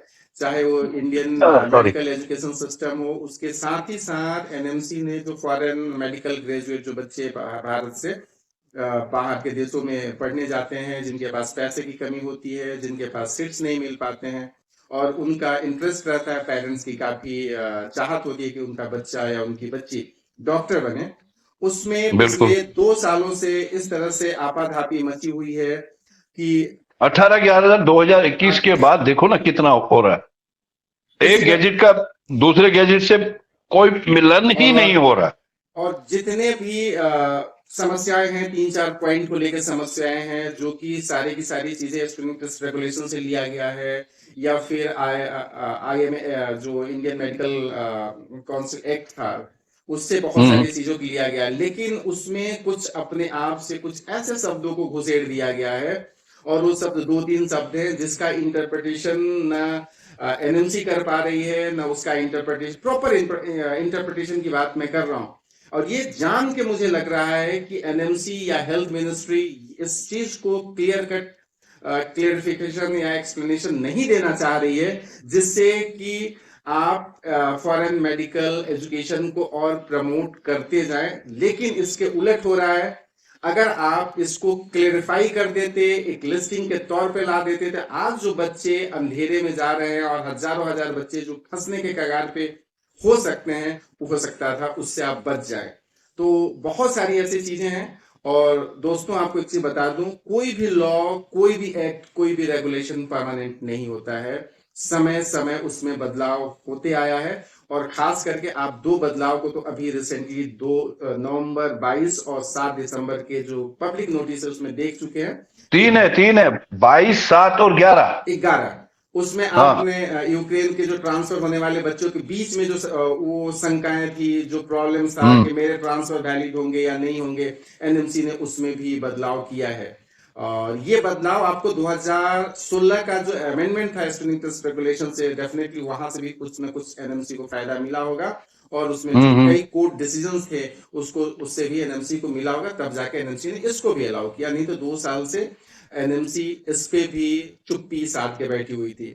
2018 नवंबर 2021 से पहले जो बीएस के बच्चे थे उनको भी कह दिया गया था कि आप कि जो बीएस है हम उसको वैलिडेट नहीं करेंगे, लेकिन धीरे धीरे लगने लगा एनएमसी को कि नहीं, उन बच्चों को भी मुझे रेगुलराइज करनी पड़ेगी और उनकी डिग्री को भी मुझे वैलिड करनी पड़ेगी। तो एक चीज 2018 कानूनी सोचना पड़ेगा, आपको भी कानून का ज्ञान है। जिस दिन बच्चे यहां से फ्लाई कर गए थे उस दिन जो कानून एप्लीकेबल था फॉरेन मेडिकल एजुकेशन पे, वो उन पे लागू होना चाहिए ना। ये थोड़ी कि वो 22 को हमने कानून बनाया, अब आप 18 को भी गए हो तो आप रद्द हो गए। नहीं, that should be taken into consideration. इसमें आपको क्लियर कट एक डिसीजन है, दिल्ली हाई कोर्ट का डिसीजन है, 2007 का ही डिसीजन है, कि हाँ चाइना का जो पहला लिस्ट आया था, मेरे ख्याल से मैं अगर ठीक ठाक टाइम या डेट याद करूं तो 21 जून या 21 जुलाई 2007 था। तब तक चाइना में तकरीबन 2 से 2,500 बच्चे जा चुके थे, और बिल्कुल। उसके बाद ये आता है कि लिस्ट कॉलेजों को लिस्टिंग किया जाता है, उसको लोगों ने अलग अलग चैलेंज किया था, उसका एक प्रैक्टिस में मैं भी था, जो हम लोगों ने लखनऊ हाई कोर्ट से शुरू किया था, कुछ लोगों ने दिल्ली हाई कोर्ट में किया, फिर सबको क्लब किया गया, और फाइनल डिसीजन ये कहा गया, दिल्ली हाई कोर्ट के एक सिंगल बेंच डिसीजन था। एनएमसी ने बहुत घुमाने की कोशिश किया, बहुत सारे एमसीआई ने बहुत घुमाने की कोशिश किया, उसके एडवोकेट ने बहुत घुमाने की कोशिश किया, लेकिन फाइनली ये डिसीजन आया कि आप कोई भी लॉ रेट्रोस्पेक्टिव इफेक्ट से नहीं लागू कर सकते, नहीं ला सकते। That's correct. आपको ये तो अगर लाना ही था तो सेशन की शुरुआत में लाते। अगर अरे उसी टाइम नीट का रिजल्ट आया, इंडिया में काउंसलिंग चल रही है, अब्रॉड बच्चे फ्लाई कर रहे हैं, इन्होंने बीच में गैजेट ठोस दिया, तो वो टोटल गलत। इसमें जो उस समय का एमसीआई था जो डिसीजन दिया, जो minister Indian high commission Beijing के उसके नोटिफिकेशन के बिहाफ पे, क्योंकि उसमें उसी को बिहाफ पे नोटिफिकेशन किया गया था, तो दिल्ली हाई कोर्ट ने उस ऑर्डर को, जो एमसीआई का ऑर्डर था, उसको क्वेश कर दिया। और भारत में फॉरेन मेडिकल एजुकेशन के हिस्ट्री में वो फर्स्ट टाइम था कि 2007 में ये कॉलेजों का लिस्ट आता है, उसके बाद धीरे धीरे धीरे धीरे हर कंट्री के लिस्ट वहां पे आना शुरू हुआ है। जैसे शुरुआत में रवि सर ने जिक्र किया था चाइना के बारे में, तो चाइना जैसे कंट्री को हम कंट्रोल कर सकते हैं, तो रशिया को क्यों नहीं कर सकते हैं, किर्गिस्तान को क्यों नहीं कर सकते हैं, इजिप्ट को उनका ऑलरेडी एग्जिस्टिंग लिस्ट है, उसको पहले करो, उसको लिस्ट को जिंदा करो, और फिर नए नए कॉलेज जोड़ते जाओ। और आपके पास ये राइट था कि जो आपके पास जिस कॉलेज के बारे में कंप्लेन आता था उसको आप डिरिकॉग्नाइज, डिलिस्ट करती थी।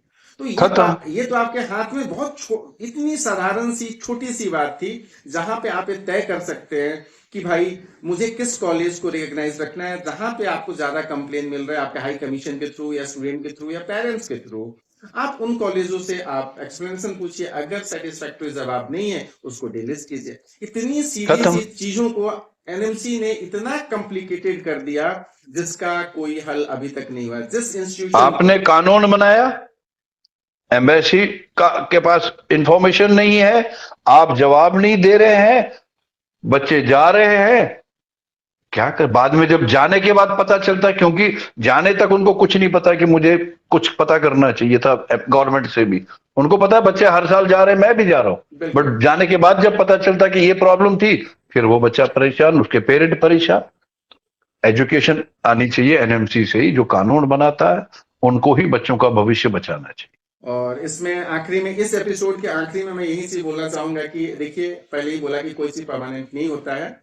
इसमें जो भी कंट्राडिक्टरी कुछ शब्दों को जोड़े गए हैं, उसको धीरे धीरे आने वाले समय में एनएमसी को करेक्ट करना पड़ेगा, उसमें करेक्शन करना पड़ेगा, उसमें अमेंडमेंट करनी पड़ेगी, क्योंकि कुछ ऐसे चीज इसमें जुड़े हैं जो दुनिया में कहीं पे एग्जिस्ट नहीं करता है। उन सारी चीजों को एनएमसी धीरे धीरे, जैसे जैसे उनके पास उस पे ज्ञापन जाएंगे, जैसे जैसे उनके नजरों में इन बातों को रखने के लिए हम और आप मिलकर कोशिश करेंगे, तो ये धीरे धीरे धीरे धीरे इस चीज में सुधार आएगा। लेकिन आप चाह रहे हैं कि अचानक हो जाए, ये मुश्किल है। स्क्रीनिंग टेस्ट रेगुलेशन के सुधारने में आपको 19 साल लगे थे, तो ये तो अभी 2 साल है, बहुत छोटा बच्चा है ये रेगुलेशन।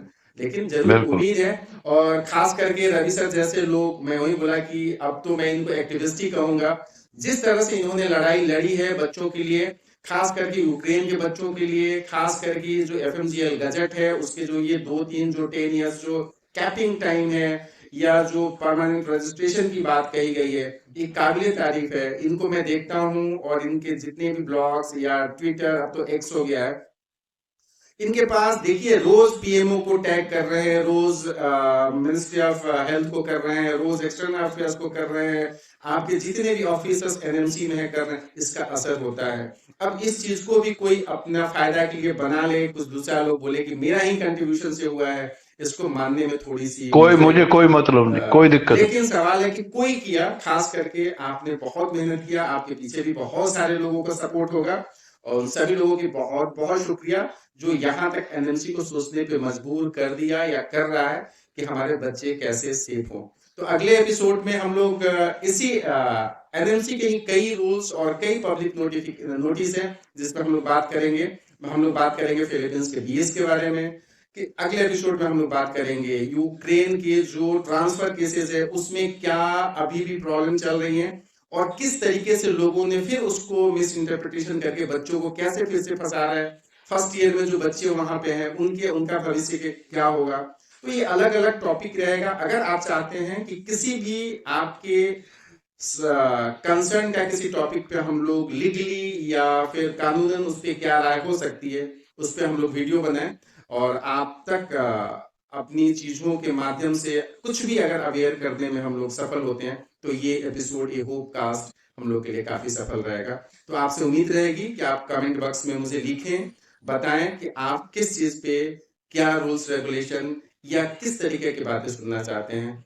थैंक यू आपको कॉल सर, आपने समय दिया। अगले एपिसोड के लिए आपको मैं फिर हमेशा और इस चीज के लिए हमेशा साथ हूं। और अगला एपिसोड बिजनेस बाद में करेंगे। हम लोग किसी कॉलेज को, किसी कंट्री को यहाँ प्रमोट नहीं कर रहे हैं। हम लोग का मकसद सिर्फ इतना है कि जो अवेयरनेस बच्चों में नहीं है रूल्स को लेके, जो खास करके फॉरेन मेडिकल एजुकेशन के लिए जा रहे हैं, उनके पेरेंट्स या उनके बच्चों तक कहीं ना कहीं से उनके कानों तक इन सारी चीजों की बातचीत के जरिए उनके पास ये अवेयरनेस फैलाने की हम लोग कोशिश कर सके। अब कितना सफल हो पाएंगे हम लोग, ये तो हमारे हाथ में नहीं है। हमारे हाथ में बस इतना ही है कि हम इसको जहां हद से हद कोशिश रहे लोगों को फैला सके। तो अगले एपिसोड में हम लोग फिर मिलते हैं। कोशिश करने वालों की हार नहीं होती है। बिल्कुल। और मैं कोई यूट्यूबर नहीं हूँ, मैं कोई बहुत बड़ा स्पीकर नहीं हूँ, मैं कोई बहुत बड़ा मोटिवेशनल स्पीकर भी नहीं हूँ। एक कोशिश थी कि शुरुआत की जाए, कहाँ से शुरू की जाए, तो हुआ कि एनएमसी जो चीज फंसा हुआ है, ना एनएमसी जिंदा रहने दे रही है ना मार रही है, तो इससे कैसे बचने का प्रयास किया जाए, उसी पे एक छोटा सा कोशिश था। आपने देखा, आपने सुना, बहुत बहुत शुक्रिया, बहुत बहुत धन्यवाद। Thank you, good night. Thank you.